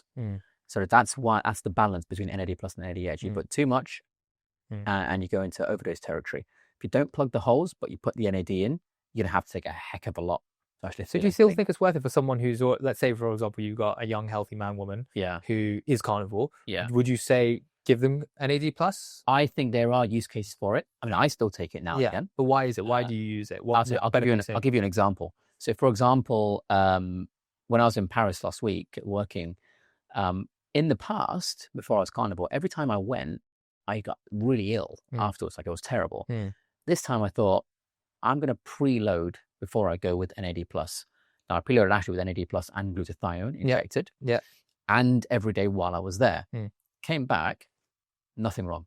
But I know for a fact a lot of the people I was with there, they're in bed, they had to cancel work, they couldn't so you move. mean it's infectious? Yeah. Like, as in there was an infectious issue that you had? Oh, possibly.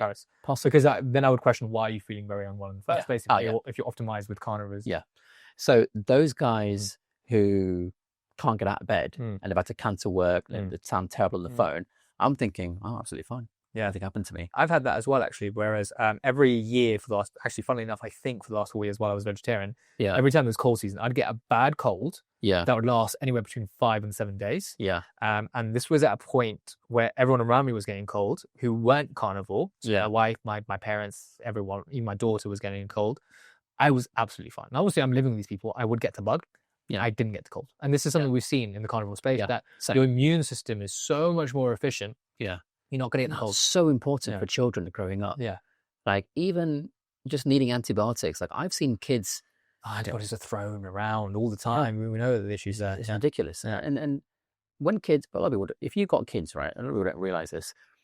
If you give a child antibiotics at the time when their teeth are forming, you could have massive inherent staining. I don't mean they look a bit yellow. I mean brown, purple, yellow, dark. From a distance, it'll look this color.